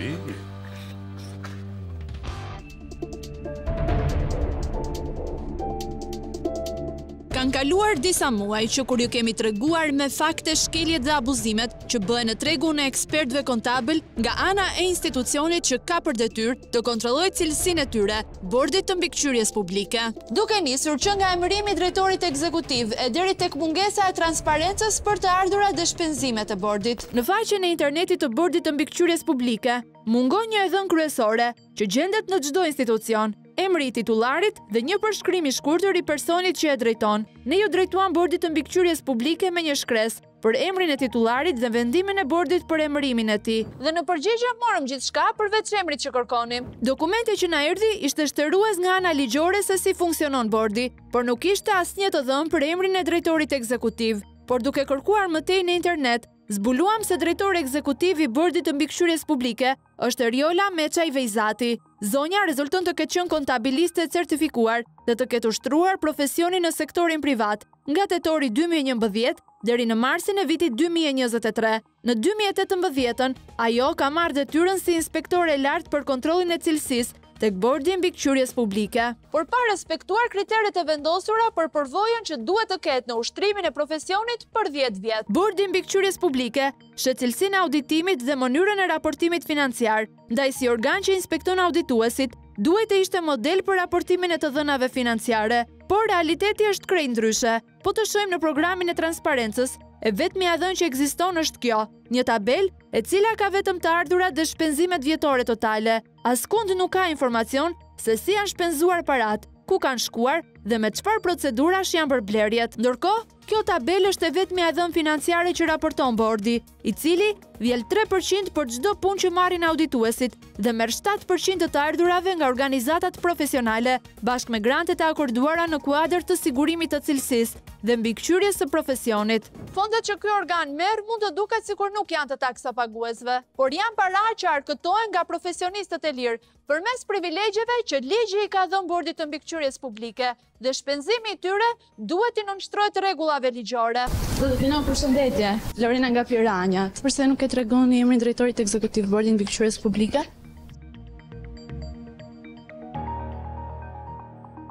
Përse nuk e tregoni emrin drejtorit ekzekutiv? Ma trovo drejtori funksione, ke un problem ministeri. Ne kemi treguar një kërkesë tek juve dhe nuk na e keni thënë emrin drejtorit ekzekutiv. Shpesa zyrtare. Po më shpesukar. Po pra ka drejtori komunikon zyrtare është ç'më ka më. Po juve jeni ai që firmosni çdo gjë dhe vetëm emri juaj del kudo. Mund ta dim përse keni këtë standard të raportimi financiar zoti Fino, juve që duhet kontrolloni audituesit. Denoncimet pas këtij episodi të muajit nëntor të vitit që shkoi janë shtuar dhe tregojnë lidhjet okulte e kontrollin që kryetari Dritan Fino ka krijuar me institucionet me të cilat supozohet të bashkëpunojë me korrektese në një drejtuesi. Por a ka ndodhur vërtet kështu? Për shembull, Dritan Fino i ka dhënë provimin dhe titullin si audituese ligjore bashkëshortes së tij Erinda Fino. Nëse hapim regjistrat, emri i zonjës Erinda Fino nuk rezulton i regjistruar, sepse aktualisht nuk është duke ushtruar profesionin. Sipas burimeve tona të besueshme, Erinda Fino rezulton të ketë kryer praktikën 3 vjeçare, që është një kriteri domosdoshëm për të regjistruar në 3 provimet e fundit që të japin titullin ekspert kontabël pranë kompanisë së auditimit të zotit Bujar Osmani. Por këtu ka një problem, sepse Erinda Fino rezulton ta ketë bërë praktikën gjatë kohës që ka qenë e punësuar si drejtoreshe përgjithshme në Agjencinë e Parqeve dhe Rekreacionit në Bashkinë e Tiranës, ndërsa ligji për auditimi ligjor, organizimin e profesionit të audituesit ligjor dhe të kontabilistit të miratuar nuk lejon punësimin me kohë të pjesshme në zyrat ku bëhen praktikat, por me kohë të plot për 3 vite. Pra, miratimi i praktikës së saj është bërë në shkelje dhe kontrollin për këtë shkelje duhet ta kishte kryer Bordi Mbikëqyrjes Publike. Por kur kryetar është bashkëshorti Dritan Fino, imagjinohet letë se për çfarë kontrolli bëhet fjalë. Zoti Osmani, unë jam Lorena, jam gazetare nga emisioni Piranjat. Zonja Erinda Fino e ka bërë praktikën në zyrën tuaj? Po. Shën se ajo ka qenë gjatë asaj kohe e punësuar në sektorin publik. A e ka bërë me kohë të plot sipas ligjit praktikën? Faleminderit. A mund na ktheni vetëm këtë për? Ka qenë punësuar me kohë të plot? Tek mua ka qenë punësuar. Ka qenë me kohë të plot? Me kohë, jo me kohë të plot, ka qenë me kohë normale. Kishim punësim me kohë të plot dhe part-time. Tani na doli termi i ri, punësim me kohë normale. Tek mua ka bërë me kohë të plot dhe ka qenë 8 orash.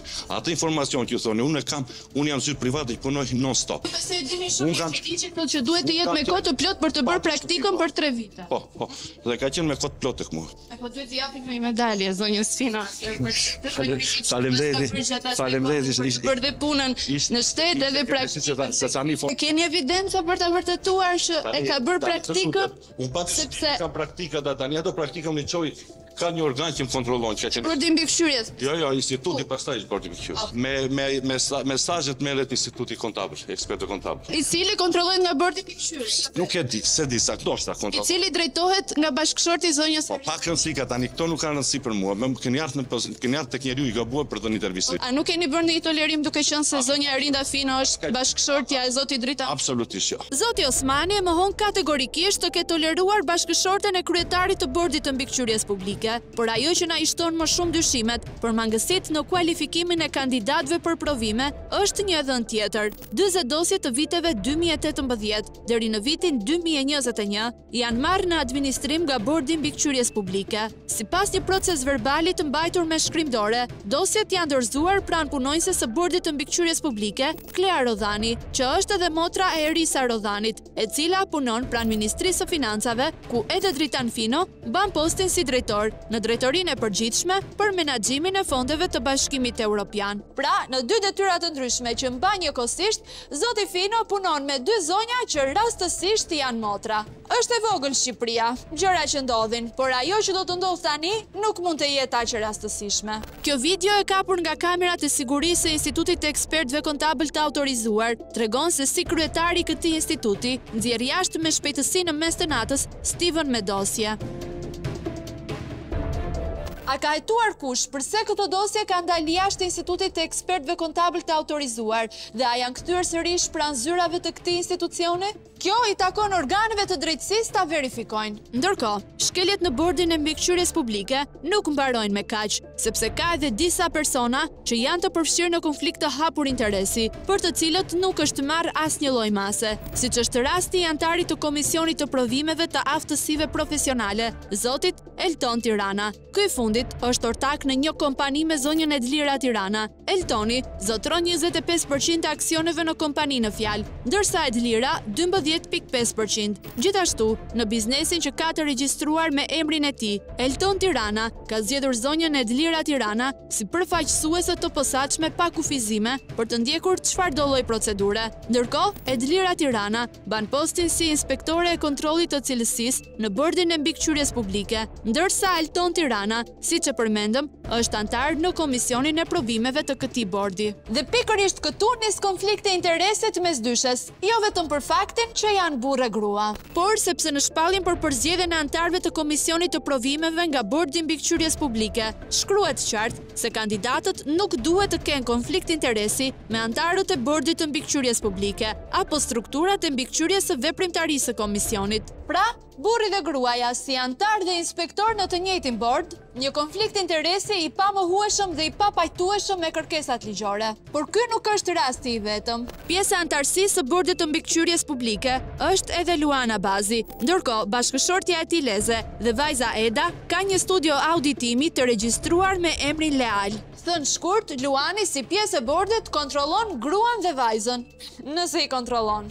Ndërkaq, një tjetër antare e komisionit të provimeve është edhe Ilda Duangjiu, e cila mban edhe pozicionin si antare e Këshillit të Drejtimit të Institutit të Ekspertëve Kontabël të Autorizuar. Zonja Duangjiu është pronare me 100% të kuotave të kapitalit në kompaninë IAI Consulting, ku administratore është motra e saj Evis Duangjiu, por kjo kompani nuk është regjistruar në asnjërin prej organizatave profesionale të kontabilitetit, as në Institutin e Ekspertëve Kontabël të autorizuar, as në Institutin e Kontabilistëve të miratuar dhe as në Shoqatën e Kontabilistëve dhe Financierëve të Shqipërisë. Pra, një antare e bordit të mbikëqyrjes publike nuk regjistron kompaninë e saj në asnjërin prej organizatave, duke shkelur hapur rregullat dhe duke ngjallur reagimet të kolegëve. Një gjë që unë vëre dhe e kam diskutuar shpesh edhe në institut, është për shembull që si zgjidhen antarët e komisioneve kur përfaqësohet instituti. Ta zëm një komision në të cilin duhet të jetë një antar e instituti i EKA, një nga IKM-ja apo një nga një institucion tjetër, tek ne unë nuk e di akoma se si është procedura që si emërohen këta persona në komisionet apo në komitetet që ka bordi. Nuk e di a e din kolegët e tjerë, por nuk kam hasur asnjëherë në një njoftim si u përzgjodh, pse u përzgjodh ky dhe pse s'u përzgjodha unë ose u përzgjodh një tjetër. Por historia vazhdon, madje shkeljet bëhen edhe më të rënda. Kryetari i Komisionit të Provimeve të Aftësive Profesionale pranë bordit të mbikëqyrjes publike është Bujar Bendo. Ky i fundit është administrator dhe njëkohësisht ortak me 63% në kompaninë RSM, e cila ka 3 auditues ligjor, vetë zotin Bendo, Elona Bishën dhe Fatian Devian. Zotria që sapo përmendëm, së fundmi ka marrë edhe 5% aksioneve në këtë kompani. Por gjatë kohës që zoti Devia ka qenë vetëm auditues ligjor, ka fituar një kontratë nga Ministria e Financave me objekt konsulencë për të ofruar mbështetje për bordin e mbikëqyrjes publike, Komisionin e Provimeve dhe Institutin e Ekspertëve Kontabël të Autorizuar për të përmirësuar procesin e testimit të kandidatëve për auditues ligjor dhe kontabilist të certifikuar. Kjo kontratë ka kushtuar plot 105.000 euro me fonde nga Banka Botërore. Me pak fjalë, Fatian Devia, i cili ka qenë aso kohë vartës i Bujar Bendos, i cili nga ana tjetër është vartës i Dritan Finos, ka fituar një kontratë për t'i ofruar konsulencë shefave të tij, me paratë që vinë si ndihmë për projekte zhvillimi në Shqipëri. Dhe këtu nuk duhet të harrojmë se Dritan Fino, që është kryetari i bordit të mbikëqyrjes publike, është njëkohësisht edhe drejtor në Ministrinë e Financave. Dhe si i tillë, por edhe si kryetar në bordin e mbikëqyrjes publike që përfiton nga ky program, a kemi të drejtën të dyshojmë se Dritan Fino mund të ketë pasur preferencë në zgjedhjen e fituesit të kësaj kontrate prej mijëra eurosh? Në momentin që kjo ndodh, ligji nuk parashikon ndonjë dënim për personat, por kodi etikës tregon që profesionalizmi është shkelur, ku përfitimet tani nuk janë më përfitime thjesht për shkak të profesionit, por janë përfitime që janë bërë në bazë të ndikimeve dhe përfitime që janë marrë jo në bazë të aftësive apo të rrugës së drejtë të profesionit. Gjithashtu, Dritan Fino është edhe nënkryetari i Këshillit Kombëtar të Kontabilitetit, i cili ka si antar Aurela Velon, Mirjeta Eminin, Fatmir Bërdicën, Aida Bediavën dhe Fatjan Devian. Më herët antari këtij këshilli ka qenë edhe Artan Xhiani. Ky i fundit ka fituar po ashtu një kontratë konsulence nga Ministria e Financave me kompaninë e tij UHY Elit. Kjo kontratë ka kushtuar gati 222.000 euro dhe është financuar nga Banka Botërore. Një tjetër kontratë nga Ministria e Financave që është dhënë njërit prej bashkëpunëtorëve të Dritan Finos. Me sa duket, zotëria në fjalë ka krijuar një cikël të mbyllur personazh të lidhur me të, për të pasur ndikimin e tij kudo, me një rrjet të mirë organizuar njerëzish rreth vetes. Saqë edhe ne e humbëm fillin. Të mëdhenjt lidhin telat me të vegjël, edhe pastaj fillojnë ajo ekziston dielli dhe satelitët komplet. Tani se si i lidhin këta për marrëveshje apo për ndikime apo për përfitime tregjesh, të e din ata.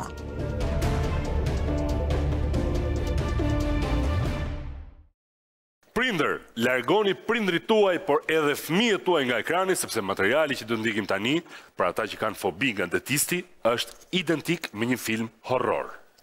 Turizmi dentar në Shqipëri me çmimet e lira tashmë është kthyer në një pikë reference edhe për shumë klient dhe pacient që vinë nga mbar bota, po për më tepër për ata që vinë nga Italia, sepse me çmimin e një mbushje në Milano vjen këtu, bën mbushjen, bën gjithë gojën, bën ku diu mbjell dhe flokët. Po, bën gjinjë e tjera me radhë. Madje me çmimin e një proteze në Itali, ti mund blesh një shtëpi këtu. Edhe garazhin. Të beton. Të shtëpia të lutem shumë. Maksimumi blen vetëm dushin. Ua, më vjen keq. Njoh një italian shiti dhëmën e qenit që kishte bërë në Itali, bleu një garsonierë në kombinat. Lutem shumë. Por duhet të them Flor që jo të gjithë janë të kënaqur nga punimet që bëhen këtu në Shqipëri, sidomos në rasti i një zonje e cila vjen nga Italia që bëri një trajtim në një klinikë dentare në Durrës dhe përfundoi më keq se ç'ishte në fillim. Më fal pak ta shtrëngoj çik se po më mbiem. Frikë se s'kam varuar akoma. S'kem varuar. Një vit dhimbje, kupton që dhe më thënë shkosh të dentistit, mbushësh dhëmbët dhe një vit dhimbje. Më fal pak, kesh. Prit. A, mi ka qarë, a? Prit pak. Mi ka qarë. Qik të mdhejnë, më.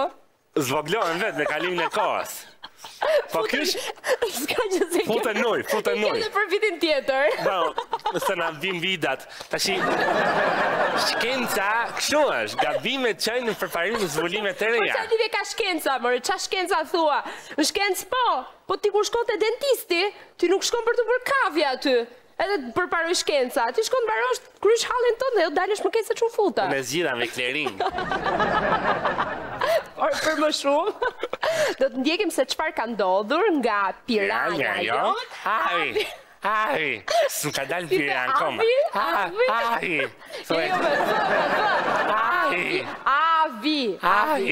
Avi. S'ka dalë piran.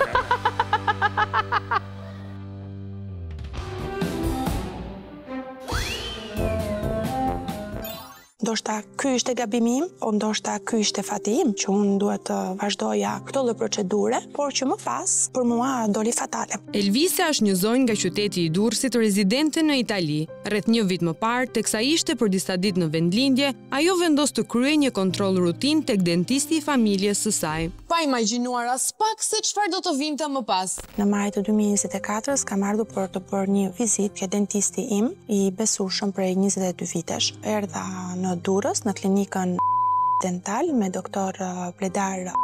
Kam pasur besimin tim të plot ke doktori dhe prandaj nisa këtë procedurë me ta. Pra nuk kemi të bëjmë me vizitë të bërë në një klinikë të përzgjedhur në mënyrë rastësore, po me aty ku vetë Elvisa është paciente prej 2 dekadash. Pas kontrollit, 42 vjeçarja mëson se ka 2 problematika në gojën e saj. Doktori i familjes më shpjegoi dhe ndolëm në konkluzionin që do ishte mirë për punën e mastikimit tim dhe për vetëm një dhëmbë që kam poshtë pak në mënyrë jo të rregullt të bënte drejtimit, por mbi gjitha më propozoi punën e maskerinave që do ishte kjo një terapi për të pasur një rezultat shumë pozitiv më pas. Terapia do të zjaste rreth një vit dhe në ato vizitë, pacientes ju shpjegua me të gjitha detajet nga ana e doktorit. më ka thënë dhe një prezantim në telefon në formën 3D se si është gjendja ime aktuale e gojës dhe se si do ishte ndryshimin pas një viti. Procedurë të cilën më thot për profesionin dhe që ke mund ta vazhdosh dhe ta ndjekësh vetë. Këtu duhet të sqarojmë që Elvisa është infermiere në një spital italian dhe për shkak të punës me turne do ta kishte të pamundur që të ishte prezente në Durrës për të ndjekur periodikisht terapinë. Nuk më tha asnjëherë që çdo 2 javë duhet vish tek ne, sepse në të kundërt nuk do ta kisha marrë përsipër sepse jam koherente, nuk do kisha dot pasur mundësi që të fija çdo 2 javë për një vit rresht në mënyrë konstante. Puna u konkludua nga ana e doktorit, masa më mor nga ana e doktorit, çmimi është vënë nga ana e doktorit. Më thotë që do të eliminohet problemi i mastikimit dhe do kesh një prezencë estetike akoma dhe më tregull se kjo e sotmja. Për fat të keq, asnjëra nga këto nuk ndodhen. Në krye të një viti unë nuk kam as mastikimin e rregull dhe as rregullimin e drejtimit të këtij dhëmbi. Për të kuptuar se çfarë ndodhi në të vërtetë, do të kthehemi tek fillimi i historisë në një mbrëmje maji të vitit të kaluar, kur Elvisa merr një mesazh nga dentisti i saj, përmes të cilit njoftohet për orarin e takimit të ditës së nesërme dhe gjithashtu mëson se procedurën me dhëmbët nuk do ta vazhdonte me të. Doktori pasi më thot edhe çmimin 2250 euro, i dham okej. Në ora 9:30 të darkës më dërgon një mesazh në WhatsApp duke më thënë nesër në mëngjes në ora 10 ju pret doktoresh Elona në poltronën e saj. Është bashortja e tij. U habita pak pse duhet kaloja ke një poltron tjetër. Ishte vendimi i tij pa marrë konstatimin tim. Ndoshta ky ishte gabimi im, o ndoshta ky ishte fati im që unë duhet të vazhdoja këtë lloj procedure, por që më pas për mua doli fatale. Pra pacientja kontrollohet dhe konsultohet me doktorin, por më pas pa u pyetur as pak, rasti i delegohet një tjetër mjeku, bashkëshortes së tij. Kur unë prezantohem të nesërme te doktoresha, më shpjegon duke më thënë vetëm një gjë që tani do të vë disa pika xheli në dhëmb, në të cilën do ngecen maskerina të cilat i do t'i ndrosh çdo 10 ditë ose 2 javë. Më thotë që tani do të bëj dhe hapjen e dhëmbëve pak. Doktoreshës sharra ju thyem në dhëmbët e mi, dhe se çfarë vazhdoi të bënte akoma, po prap duke ndruar sharrën, normalisht unë nuk mund të kuptoja dot asgjë, sepse në një kohë ishte edhe empir, sepse më kishte vënë narkozën, por sytë kishte të hapur, logjikën e kisha dhe gjithçka çfarë po ndodhte dhe lëvizjet e saj ja unë i kuptova. Elvisa tregon se për procedurat asnjëherë nuk ka marrë një sqarim dhe ndoshta këtu niste dhe gabimi i saj si paciente. Ndërkohë, pas asaj dite situata nuk ishte më njësoj, madje do të përkeqësohej. Kam bërë një pagesë timen atë ditë 300 euro me faturë. Në po të njëjtën ditë unë iki në shtëpi time në Itali, kisha dhimbje dhe mendoja se është ditët e para, është normale. Dhëmbët e parë, për 1 dhe 2 të poshtëm, isha shumë sensibile. Kur unë heq maskerinën, vëre që dhëmbët ishin shumë të holluar dhe kjo gjë më friksoi për pamjen që kisha. Përveç se estetike, probleme i krijohen edhe me funksionimin e dhëmbëve. Filloi të më bëj akoma dhe më tepër problematike në momentin kur flas, më falni, por del përshtyma sepse nuk është më mbrojtja. Ajo duke i holluar, dhëmbi u bë shumë sensibël, saqë unë dhe kur pi një gotë ujë, e ndjej diçka e ftohtë që po hyn në gojë. Në momentin që marr frym, e ndjej akoma dhe më tepër. Duke e parë që gjendja nuk po përmirësohej, pak ditë pas kësaj ndërhyrjeje, Elvisa telefonon klinikën. Doktoresha më dha një përgjigje do të rritet të smalti dhe pastaj nuk do kesh më këtë lloj sensibiliteti. Më dha një përgjigje me shumë indiferentizëm. Unë ndjeva them drejtën sikur isha unë në faj që pse e bëra këtë lloj telefonate. Në të njëjtën ditë e shqetësuar jo vetëm për gjendjen e gojës, por edhe për indiferentizmin e mjekes, Elvisa i drejtohet një klinike dentare në qytetin e saj në Itali, por edhe aty gjërat nuk shkuan mirë. Dentiste në cilën vajta nuk ma mori përsipër situatën. Kaluan muaj, unë nuk doja të kisha më një kontakt me doktoreshën, sinqerisht, sepse kërse më tregoi bashkëpunim, unë doja me profesionalizëm, ajo të më shpjegonte se çfarë ishte bërë me gojën time dhe të pranonte mbi të gjitha. Asaj të ndodhi një incident gjatë punës. Doktoresha këtë gjë e ka thënë, kjo është një procedurë që ndodh, nuk ka asnjë lloj problemi. Kjo gjë ndolli dhe ky është rezultati. Një rezultat që me sa duket dentistja nuk dëshiron ta pranojë si gabim, e aq më pak të sugjerojë ndonjë zgjidhje. Madje sipas pacientes, edhe pse disa herë ka kërkuar të kontaktojë klinikën, përgjigjet kanë qenë të ftohta dhe të prera, duke i thënë se janë të zënë me punë dhe nuk kanë kohë t'i përgjigjen, gjë që shihet edhe nga çatet e shkëmbyera. deri në një moment kur më kërkon me 5 nëntor. Jo për të ndreshur punën e bërë gabim, por për diçka krejt tjetër. Insistimi i doktorit që më kërkoj me 5 nëntor ishte fakti i pagesës. 300 euro i kam bërë unë që në momentin dhe në ditën e parë, dhe 2 herë nga 1000 euro i ka dhënë Nimat. Pra e vetmi arsye për të cilën klinika komunikon disa kohë më vonë me pacienten nuk ishte shëndeti i saj, por likuidimi total i pagesës, shumë e cila ishte plot 2250 euro. Mua sot nuk më ndryshon jetën as 2000 euro që po të kthej mbrapsh, sepse kam një dëm të parikuperueshëm në gojë tashmë. Dhe këtë e kam të konstatuar nga 2 dentistë në Itali. Njëri prej të cilëve konstaton se procedura e kryer tek pacientja ka shkaktuar prishjen e formës anatomike të dhëmbëve, duke shkaktuar dhimbje dhe ndjeshmëri të lartë gjatë konsumimit të ushqimeve të ndryshme. Nuk arrit dot të përtypem të kafshoj ushqimin që në fillim, por mundohem t'i gëvdis ushqimet, unë nuk mund vazhdoj dot kështu, nuk mund vazhdoj dot as të haj gjithë jetën sup, sepse nëse unë nuk do kem maskerinën dhe nuk do kem një mbrojtje në dhëmbët e parshme, më fal, po dhe kur flas më del shtyma dhe nuk kam arsye pse duhet t'isha kështu. Domethënë, mua gojen ma bën më keq në vend të parregullonin më mirë. Një përvojë e keqe që i ka shkaktuar jo vetëm dëm fizik, por edhe një dëm të madh psikologjik kësaj gruaje të re. Unë kam rreth 1 vit që pothuajse nuk dal, që këtë gjë e përballoj vetëm me familjarët e mi, që më shikojnë vetëm në këtë lloj gjendje. Doktori në 5 nëntor më ka propozuar të mbaroj terapinë, të kthehem për të bërë një vizitë tek ai. Ky mund të konsiderohet një lajm deri diku i mirë. Më në fund, Elvisa do të takohet me çiftin e mjekëve, të cilët sipas saj jo vetëm i kanë shkatërruar dhëmbët, por edhe e kanë rënduar psikologjikisht. Unë kam vetëm një problem që për mua konstatoj që në javën e parë, sensibiliteti i këtyre 2 poshtave. Okej. Tmerrsisht shumë. Ai sa që dhe kur dal në mëngjes, kur marr frym, edhe pse i ka maskerinë, e ndjej tmerrsi shumë. Ma jep në kokë, sepse hapësirën e dhëmbëve unë kam tmerrsi shumë të madhe dhe nuk dal dot kështu. Juve kjo ju duket që janë 2 dhëmbë me një anatomi normale dhe unë do betem kështu? Jo, 2 dhëmbët e parë? Do të ti mbush 2 dhëmbët e parë me 2 mbushje estetike. Në planin e kemi bërë bashk, nuk kemi folur me doktore Shelonën atë periudhë kohe. Me mua kemi evidentuar problemin e okluzionit, kafshimit të thellë, duhet marrë masat për të bërë një plan studimi. Deri aty ka qenë kontakti me mua dhe ku i ndjekun pacientët. Unë jam motor. Po. Doktoresha nuk ju mora në telefon dhe ju thash kam një sensibilitet shumë të lartë të dhëmbëve dhe ju më thatë. Se do më kaloj sensibiliteti se ka kaluar një vit dhe s'm ka kaluar, është po ndjeshmëri nga plaku i dhimbjes që ka gjithë fushën. Në fakt, këtu po flasim për dhimbje 1 vjeçare, të rësisht e papërballueshme. Dhe jo për thyerje rekordesh durimi dhe grushte të përditshme plot me pilula shqetësuese. Zgjidhja në këtë moment është po ekstraktohet një dhëmbë që të kthesha me ekstraksion, jo. Po doktoresha, këto gjëra shpjegohen përpara se të bëhen. Një kur nuk kisha gojën e hapur dhe isha me anestezi. Dhëmbi ka një veçori, po bëhet stripping, pse bëhet stripping? Këtë po ma thoni tani se kur e kam kërkuar në telefon nuk më thatë këtë gjë. Unë këtë doja një shpjegim. Duke lënë mënjan indiferencën e mëparshme, dentistja vendos tashmë të shpjegoj problematika që pacienta kurrë nuk i kishte menduar. Tash më thuaj çfarë do të bëjmë. Ne me protokoll me pacientin kur vjen pas një viti, rivlerësojmë rastin, marrim bimasa përsëri, shohim ku jemi me planin që është nevojë fillim, nëse do ketë nevojë për ndonjë rregullim, shtoj maskerinën, nëse ti se pranon, më thuaj çfarë të bëj. Po çfarë ti bëj unë këtyre 2 dhëmbëve? Pikërisht se unë kam fëmijë dhe dua të jem e qetë.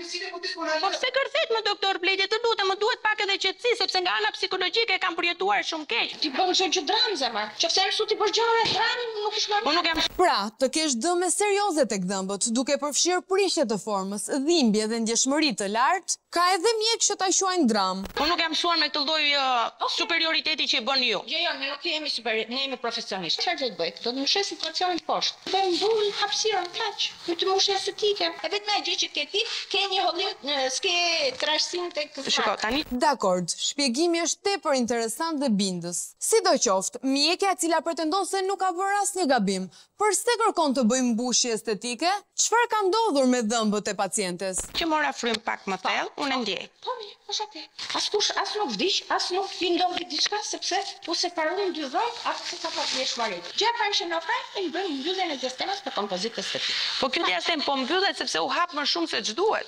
Atë nuk e di. Në fillim relativizon dëmin duke marrë si etalon vdekjen. Më pas thot nuk e di. Po çfarë di në të vërtet, doktoresha? A mund ta sqarojnë kolegët e saj këtë? Në fakt jo, sepse për një javë me radhë kemi marrë me 10 refuzime nga mjek stomatolog të cilët kanë një refren. Nuk flasim për punën e kolegëve. Një lloj solidariteti me të keqen, vetëm sepse janë kolegë. Për fat të keq, kështu funksionon ky vend, ku ata që ngren zërin ndaj paaftësisë quhen spiuna.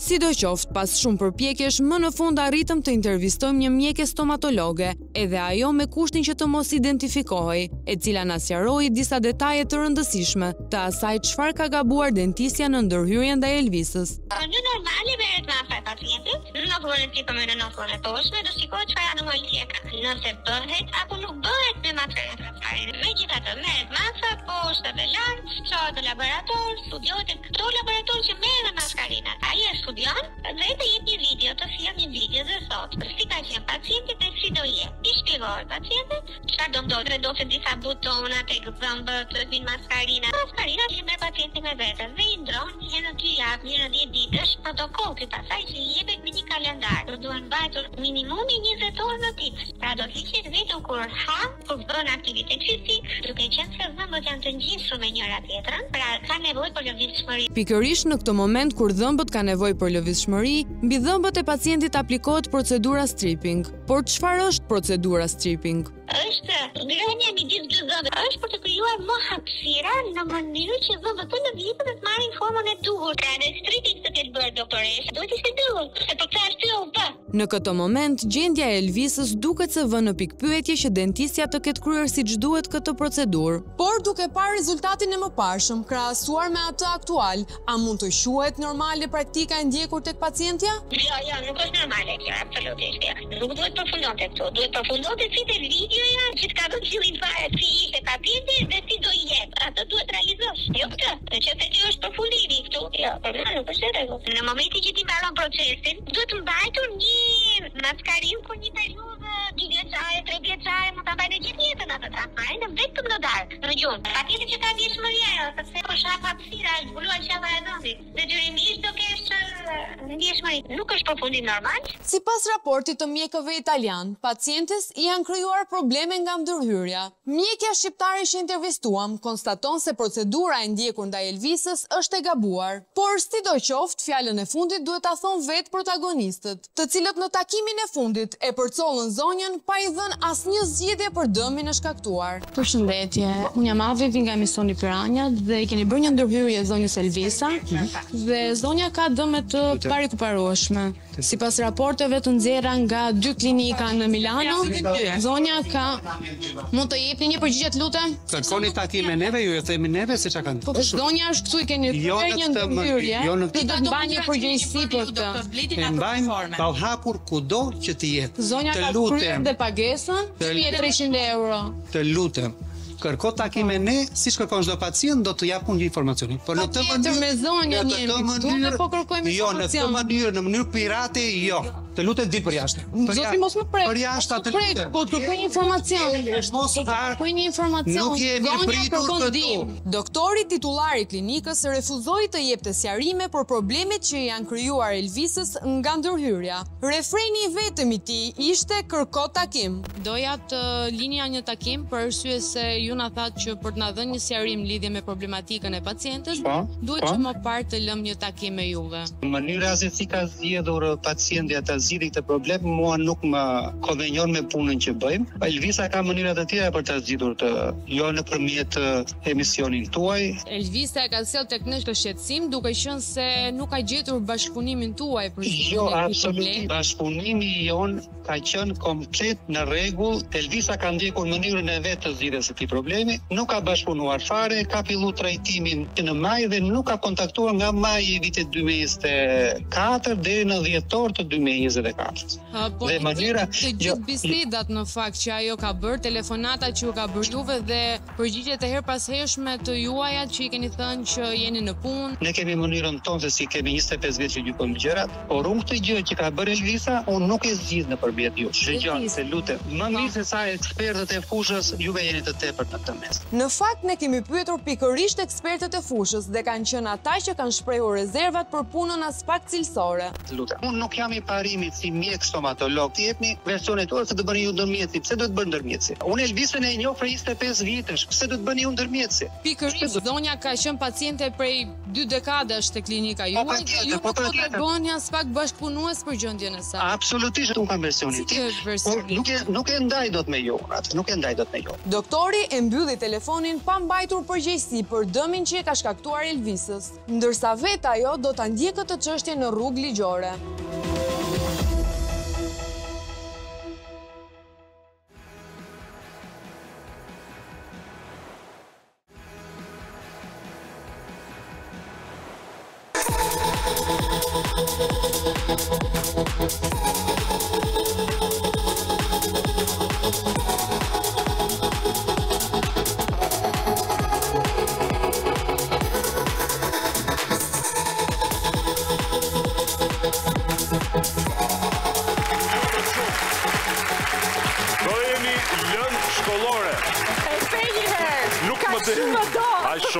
Aq shumë e dua. Tani do të flasim çik për gjëra serioze. Si për shembull? Sepse ajo që sapo ndoqëm është diçka që na bën të reflektoj. Sepse dentisti keq të prish dhëmbët. Po. Por shoqëria e keqe, sidomos në TikTok, të prish vetëm mendjen. Po edhe shumë gjëra tjera. Të premten e kaluar ju e mbani mend u njoh me Matildën historinë e saj prekse dhe serinë e linçimeve dhe sharjeve digjitale që disa zonja kanë kryer kundrejt saj në TikTok. TikTok? Në TikTok. Po. A u ndalua TikToku më Flor? Se tani nuk po kuptoj, flisni më pak për TikTok kur kishte TikTok se sa tani. Tani, mes nesh, në zonat që fitoj PS-ja, është i hapur TikTok. Dakor? Dhe, ta do ta dish çka kanë bërë këtë javë? Jo. A? Jo. Ta them unë? S'do ta dish ta them unë s'ka gjë. Jo, nuk dua ta di fare. Unë do e them tash. Po nuk e mbaj dot. Jefi. Këtë javë do shohim se si atyre TikToku po shkatron jo vetëm mendjen, por dhe punën dhe familjen. Edhe jetën madje. Po mirë, i bie që kanë hequr dorë. Jo, nuk heqin dorë, po është si drogë, është varësi e madhe. Si nuk heqin dorë? TikToku është ku vendi i tyre dojna. Ç'a thua? Republika e TikTokut është vendi ku ata jetojnë. A nuk marrin pushim një 4 vjeçar? Fare. Madje punojnë non-stop. Qanë për të torshin e punës, por rini 24 orë në TikTok dhe nuk qanë. Madje thonë kallafi që po formulojnë dhe kushtetutën e TikTokut. Tani formojnë të grupet parlamentare, bën bashkë 4 dhe shajnë 2 tjera, pastaj del njëra nga grupi parlamentar dhe i shanë të gjitha. Është politike lartë të dojna, nëse kuptojnë të gjë. Kuptoj. Ne s'kemi TikTok, po kuptoj që jetojnë në një botë paralele, ose ne jetojnë në një botë paralele dhe ato janë rregull. Një nga të dy. Ato janë një botë pingule, më sa duket. Por në një realitet që fatkeqësisht po u shkatron edhe familjet. Ndiqeni pak sa serioze është kjo gjë.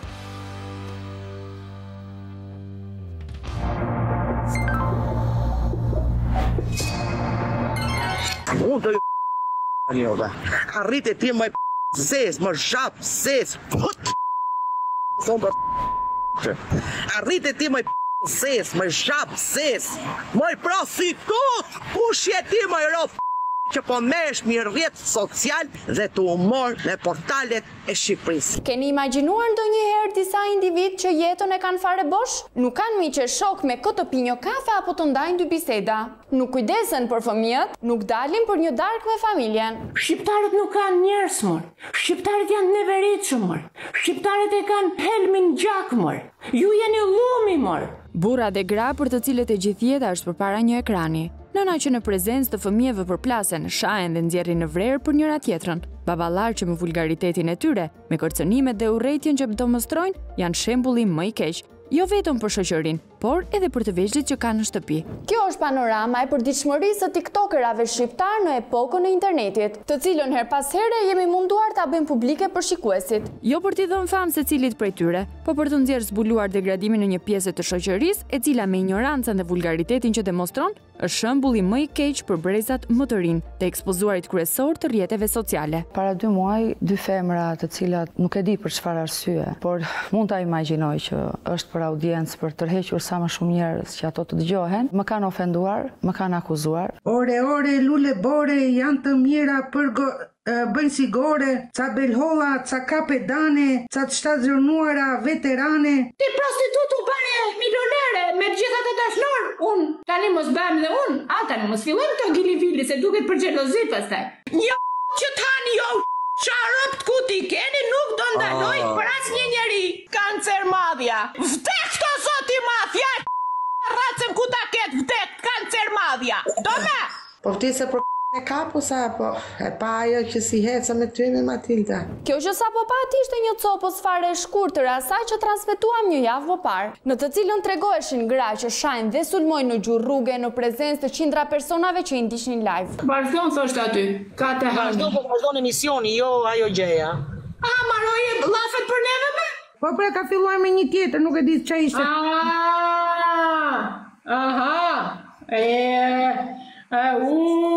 Do me thëmë marun për neve me? Vetëm ka që folti për mua me? Po da një dojë qajë. Po vetëm ka që me? Po jo javës tjetër një që do dalë me javës tjetër maroj.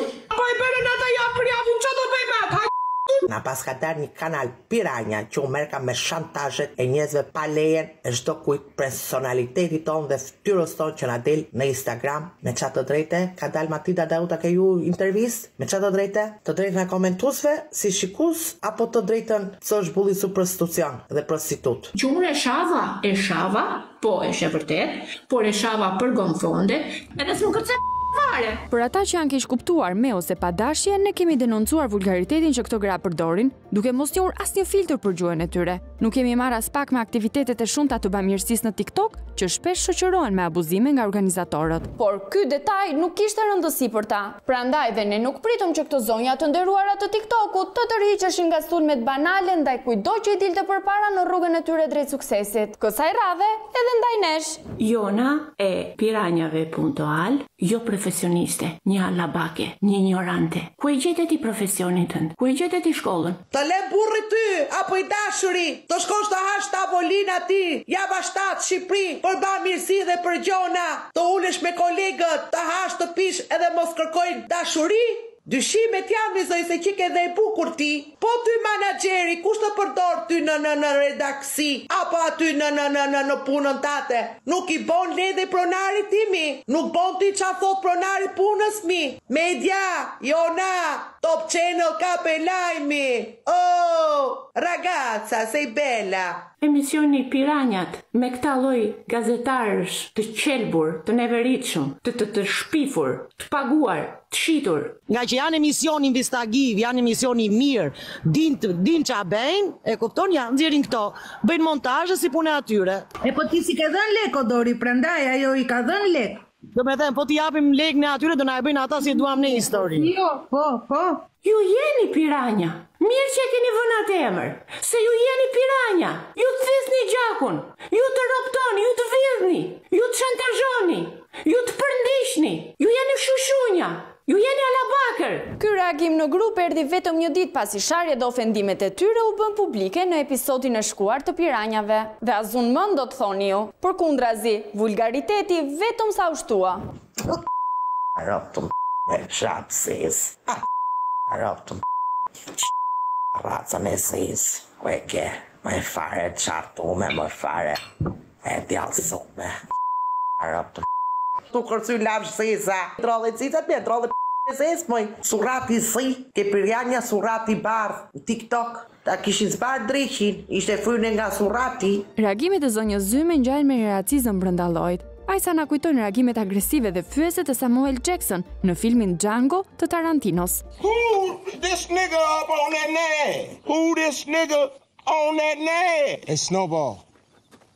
That's who the hell you calling Snowball? I'll snatch your black ass off that nag down here in the mud so fast make your head. Steven. Por zonja Zyme është pjesë e një ingranazhi denigrues që nisën nga ajo. Dorina nga Toshko Zjall kaj të Lushnjës, ujku Alfa i Tufës. Që të mallkoheshin nga një luanesh, një kokër që o zëti mas të rënd, ajo që nuk ta uron njeri.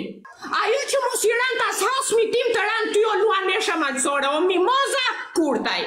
Ajo që më ke bërë ti mua, të rënd aty ku të dhej më shumë.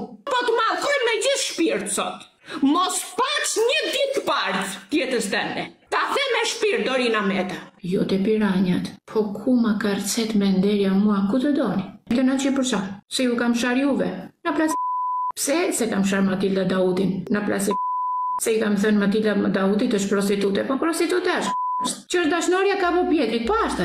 Kjo zonjë e cila duket se ka inatin me këto që i del përpara në rrugën e saj drejt suksesit, ka marrë përsipër të demaskoj padrejtësit. Të pakton kështu shpretë dhe për këto të fundit meriton respekt. Por metodat që ka zgjedhur, me sa kuptojmë janë jo vetëm të gabuara, por edhe të dënueshme, madje ligjërisht. Jo që tani jo çarop ku ti keni nuk do ndaloj për asnjë njeri. Ty të racë dhe ti do marrësh kokër fare njerë, ti fare njerë. Ropt ku ti kesh do ta racë dhe ty kokër leku nuk do marrësh edhe tia. Plak, kush të dojlet vit maj një tani, një burleshave malsore, u foja nanën juve, burleshave malsore. Burrat malsore të me njeri tjetri dhe grafja qabaj. Ja këto gra keni juve. Tani pak vëmendje. Sepse për ne ishte i pa imagjinueshme se si një nën, për disa klikime TikToku përfshinte në videot e saj vulgare djalin 19 vjeçar. Derisa e pa me sytan. O Nikolo, është një mija arash, është një klysh. A? Ropsh të qumi. Jo, s'fash ropsh. Që shi the? Ropsh. Ropsh për nuk e thot do të shqip tamam. E themu. Unë e thash. A e thejti? E thash ma basa vosh, sepse... Jo, të thuar dhe me zët lakë se a shuarse, më së vrit mëndet ke që më marë. Nga quni im, ke lafen je ropsh. Asi i gjamë shumë. Edhe rot të ashtuja. Edhe rot pika. Një nën qëfton djali në biseda live duke nxitur atë të shaj në gjuhë vulgare një të panjohur. Dhe për këtë, madje krenohet. Nuk është minoren që tha këtë lafen, është 20 vjeç. Si dhe nenën këndoj. Alta thot jo nenën ti gruan ati plerës thot. Ose gocën. Kjo formë agresive të bëri TikTok nuk mund ta linte pa pasoja kundrejt të ngjashmëve të saj, të cilët, me sa duket, ja kanë kthyer me të njëjtin agresivitet. Dorina, shikoj e këtë vitën të lartë, Dorina. Ta familjen. Shikoni o njerës, Dorina Meta, kjo talis, dhe ju që jem shtesni, këtë zoti e rrujt, o kjo kanceri kësaj, ti raft këti që ti të njët, ti bjellës tape, buq. Ja, si e keshi shumë paze, i të familje degenerume. Është vërtet e dhimbshme se si një nëne, jo vetëm i publikohen fotot e fëmijëve, por me ligësinë më të madhe i urohet më e keqja për shëndetin e tyre. E gjitha kjo, kostoja e një rrugëtimi për të bërë me çdo kusht e njohur. A mund të ketë degradim më të madh të një shoqërie se kjo që po tregojmë? Aq më tepër kur në këtë rreth vicioz ku të gjithë deklarohen të pafajshëm futen dhe familjarët. A e ke marrë ndonjëherë gocën të thosh çfarë po bën? O kako, se qa flasu me fëmijët e mi, se i them bravo qot, se i shma, se i put, se i bërtas, se i mokoj, ajo është puna ime. Si do t'i vi djalit tënd të të marr unë, ti e nëna ime të kërkoj 100 herë falje, dhe unë të të nxjerr ty me dobiç, të të nxjerr ty që ke të dashur, të të nxjerr ty ose çupon tënde. Ti çfarë do bëje në kamën time? Më thuj një fjalë çfarë do bëje? Nuk do ta lejoja. E vetmja gjë që kam bërë, kam marrë djalin tënd, më mbylli telefoni, tha nuk të presi, tash jo ti do më presi se je burri familjes, si kam thënë. Burri familjes time, dikush është, burri familjes. O zonë. Okej. Mund të flas 2 minuta pa me bashkëshortin tënd? Jo, i kun gjuhë, nuk flet me asnjëri për këtë gjëra. Burri 60 vjeç nuk flet. Po tani si do t'ja bëj me Dorinën, o zonë? Jo, nuk e di unë se çfarë do bëni, vetë në anëçi. A është përgjigje dur kjo që po jep? Çfarë them unë? Për të kuptuar më shumë për situatën e kësaj zonje e cila pavarësisht agresivitetit që tregon, merr mbrapsht shumë sharje dhe kërcënime. Shkuam në shtëpinë e saj në Toshkës të Allkajt, 15 kilometra nga Lushnja, aty ku na pret babai. Bashkë me të cilin do të përpiqemi ta bëjmë Dorinën të arsyetoj. Çfarë do ti të bëjmë? Të flasim pak me Dorinën në prezencë tuaj. Po gjeti dhe flasim. Ju si keni numër telefoni vajzës? Jo. Do të thënë s'flisin fare me vajzën. Unë s'komunikoj fare. S'komunikoj fare me vajzën. Mund ta marrësh pak Dorinën në prezencë? S'kam numër telefoni. Si a ke Dorinës? Hajde të ta jap unë. Po çe do? Unë do flas kur dua unë. A është Dorina kjo? Unë se një fare se kushisha. Si mos e një vajzën tënde? Si një po pra. Tani goca ime është e pandehur. Unë çi? Po të tri, është fëmia jo. Moj, do të them. Përgjegjësi morale a keni? Ja. Nuk ke. Ja.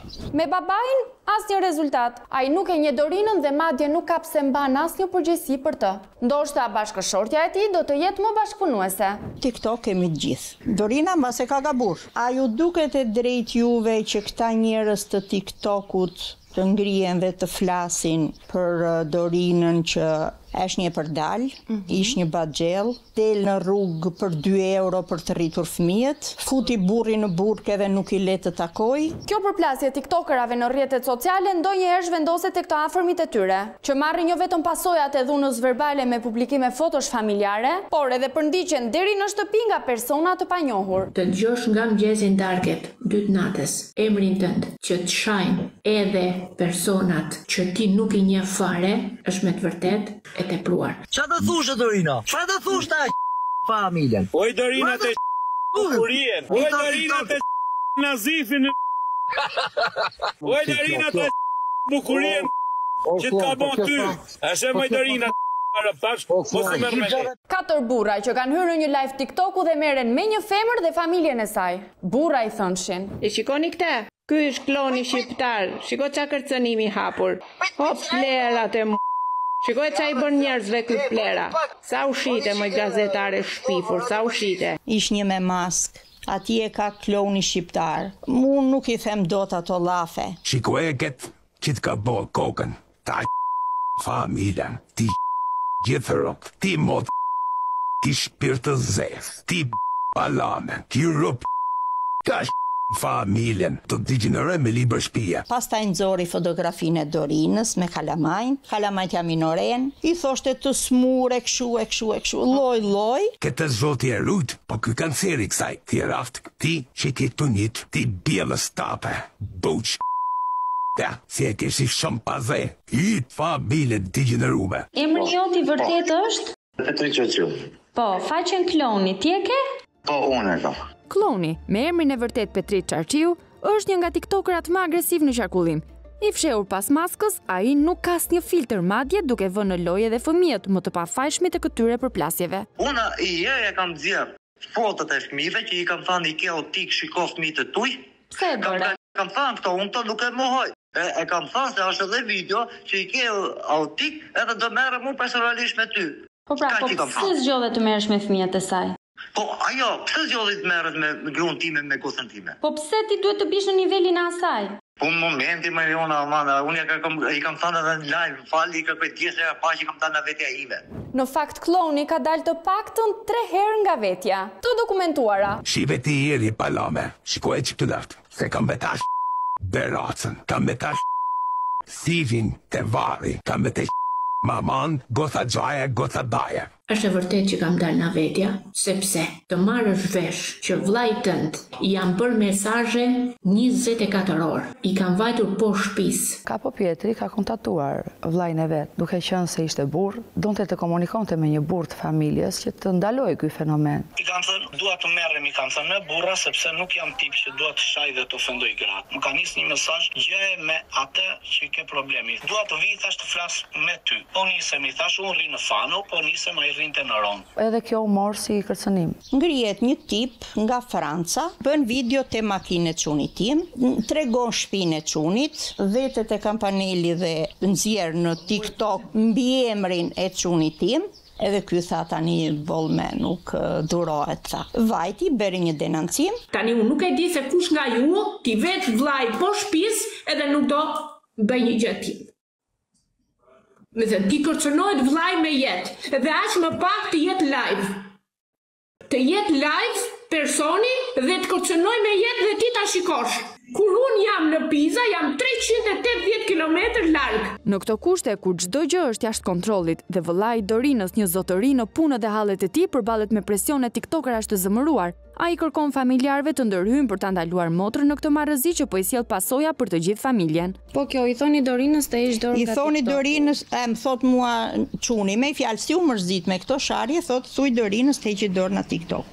Nuk keni mosh ju të merreni me të tilla gjëra dhe t'ju vit ju trokasi njerëz në shtëpi. Për çfarë? Për një lojë TikToku. Gabim normal. Po normal, nuk po them se nene Matildës ose nena jote ndihet mirë. Nuk e vë në dyshim. Edhe këtë. Merruni me këta që bëjnë lojra apo budalliqe TikToku. Me të gjithë. Por dëshira për live TikToku duket se është shumë e fortë sesa lutjet e familjarëve për të hequr dorë. Prandaj Dorina, përveç disa momenteve nga shërimi, nuk është se ka aq problem luftën e pisët me përfshirjen e njerëzve më të dashur. Nuk e lamër, s'dua. Pse ti le?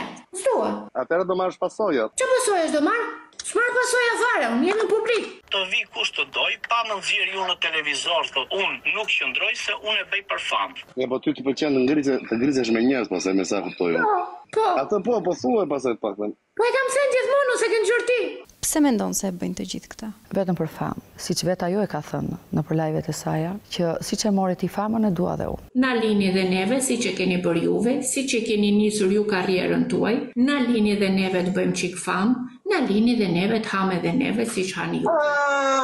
Dhe kështu ajo mendonte se do merrte famë. Shihet qartë që kjo zonjë ka nevojë për t'i ardhur në ndjem, prandaj vendosin ta kontaktojnë për të kuptuar këtë pasion që ka për famën e TikTokut. Por përgjigjja e saj ishte një fjali e vetme. Unë do të them vetëm kaq, që ju nga unë bëni çfarë të doni, ju keni të drejtën tuaj, sigurisht keni marrë prova, keni marrë mjaftueshëm, ju bëni çfarë të doni, nga unë si person, si Dorina Meta, do keni vetëm një denoncim për shqetësimin e prindërve të mi. Për çdo pyetje që deshem t'i bënim, jo vetëm lidhur me gjuhën që përdor në TikTok, por edhe për shqetësimin që ka shkaktuar tek të afërmit të saj, Dorina u mjaftua vetëm duke na njoftuar se do të na denonconte. Ndërkohë që lufta vazhdoi edhe më e ashpër, kësaj radhe brenda llojit, sepse goditja e madhe për Dorinën do të vinte pak ditë më parë, kur për arsye ende të panjohura do të bënte sherr me aleaten e saj më të madhe, zonjën Zyme, e cila një lloj sikloni nuk do të kishte as pak mëshirë për fëmijët. Më bëhet qefi që i bëre një gjë të tillë Zymes. Më bëhet qefi që i erdhi pikërisht nga ti, nga kloni shqiptar dhe nga pikërisht nga Luanesha që hyri dhe në live. Dhe kjo për mua nuk ka kënaqësi më të madhe. Edhe për mua është një kënaqësi që ti do përballesh për mua. TikToku nuk e zotron ti, pas Matilda Daute. Dorina Meta, Matilda Daute, do ju vi koha juve të dyve, kush jeni në të vërtet, t'ju njofi ky rrjet social. Se u dhe ti, një co pastru se jemi. Ti ke një burr me ndjekje penale për një drogë, dhe ato fëmijë janë bab e një kriminali trafik droge. Edhe ti je një non bashkëpunuese me trafik droge. Bashkëpunim prostitucion, bashkëpunim trafik droge. Një aleancë e prishur pa pritmas që çon ujë në kampin kundërshtar. Edhe këtu një pyetje na vjen. A mos vallë zonja Zyme do të krijojë koalicion me Matildën në luftën kundër Dorinës? Doli dhe Zymja telefon. Ja kopën edhe Zymes, ha tani. Mbaje Zyme, kalzosh edhe ti se më shave mua deri më. I ran fesh Zymes më duket. Na dilë Dorita Meta e ta kujton Zymen e bon Zyme miliardere. Ai se do të shoh me ty tash unë Dorina Meta, se si do analizosh edhe ti nga Zymja. Mos u mërzit. Ti do lavash truni, ti je smur. Zymja ju kanë ndjek, ju kanë mbrojt, ju kanë dalë krah, po ti je smur. Ti je keqe, seksi nga sterre. Plere, ti e plere moj plerje. Mua dhe Matildën ka kërcënuar Zymja se do merret me mua me Zymë, do merret me Matildën. Tani po na kërcën. Po na akuzon se po bëj marrëveshje, kam bërë marrëveshje unë me Matildën moj. Ti, Dorina Meta, ku mund të ati unë që ti e shoqja Matildës dhe Autës dhe e boni këte për provë për sy e faqe të njerëzve që ti jepni suport një tjetrës edhe të fajsoni njerëzit edhe të mbroni vete. Ton keni përballë sot e tutje jo me denanci, po me digjenerim. Ta marri vesh ky publik, ky shqiptar, kush jeti e vërtet. Unë tani thot do merrem sot me gangsteren, me Dorinën thot dhe me Matilda Dautaj thot dhe nuk ka njeri që të ndaloj. Po. Për këtë, çfarë thot kjo më budallaqe? Pavarësisht kësaj betejë tashmë pa kompromis, Dorina ka një armë të fuqishme në dorë, gjyshja e përrallave. Një tjetër personazh grotesk i kësaj historie me titullin Poete TikToku, duket se do të qëndroj besnike e padrones, derisa vdekja t'i ndaj. Unë do ju bëj atyre shushkave gazetareve, do ju bëj nga një vjersh, le ta regjistrojnë dhe ato t'i regjistrojnë. Përfundova në qeli, se mi shritur leshi zi, ja dalloj edhe nga bluza, do ju tregoj kush është akuza. Talli para mendim, mori gjykata, dje vendim, e vullosi piranja që është krim. E gjithë kjo përplasje titanësh me akuza, intriga, aleanca të hapura e të fsheta, me prishje miqësisht të vjetra e të reja, ndodhin për shkak të një personi. Ky fenomen duhet të ndaloj, të preket fëmijat, preket familja. Ke gjë ma thuaj mua, nuk ka shans që para disa femrave kaq të ulta, të ulem edhe unë në nivelin e tyre, absolutisht jo. Unë do e vazhdoj TikTokun. Por TikTokun do ta vazhdojnë edhe Dorina, zonja Zyme, gjyshja e prallave, kloni e të gjithë ata që nuk kanë as pak në mend të ndalen përballë kësaj përpjekje për t'i bërë të arsyetojnë. Pavarësisht se në ndonjë moment i thon ca të vërteta. Me gjithme që ky TikToku, pas ka shqiptarve, e para shqiptarve. Turp, je një shembull për shqiptarë dhe për fëmijë që ju po rrisni dhe t'ju ngjoj ky rrjet social kaq dialog të shpifur dhe të fllihur kaq kisha. Për Matilda Dautën i bëj 6 muj burr me gjithë qef.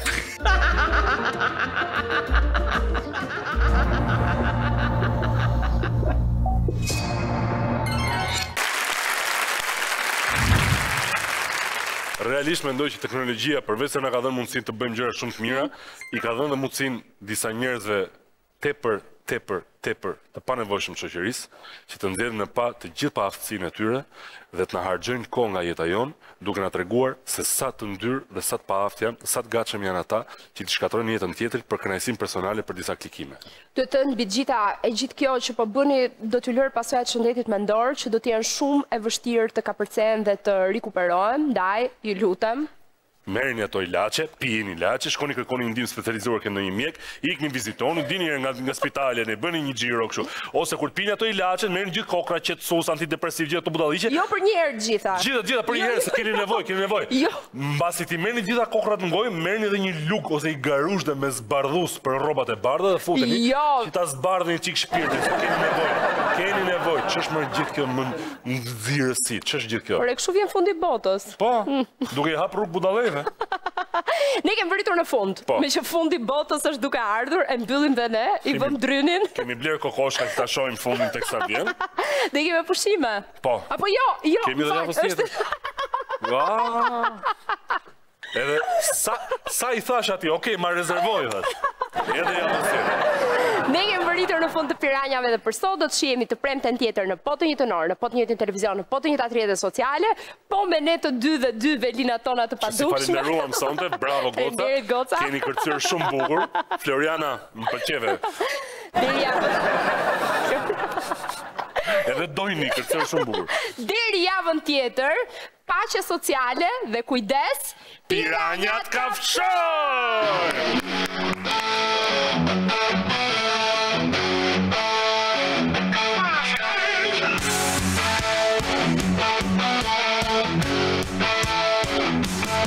Që nga jugu në veri Pretëron një erësir Në përfusha, në përkodra Për shëlem një e kërsir Pra pura, hajpini Ore qast Për që kallin në të erët është se të një rast Hajpini dhe rompeni Pushti qepen, pushti arka Të pa prek ju qeti treka Milioner ju surit arka Hari pini, rëmeni Pushti arka, pushti qepen Që sa populli uja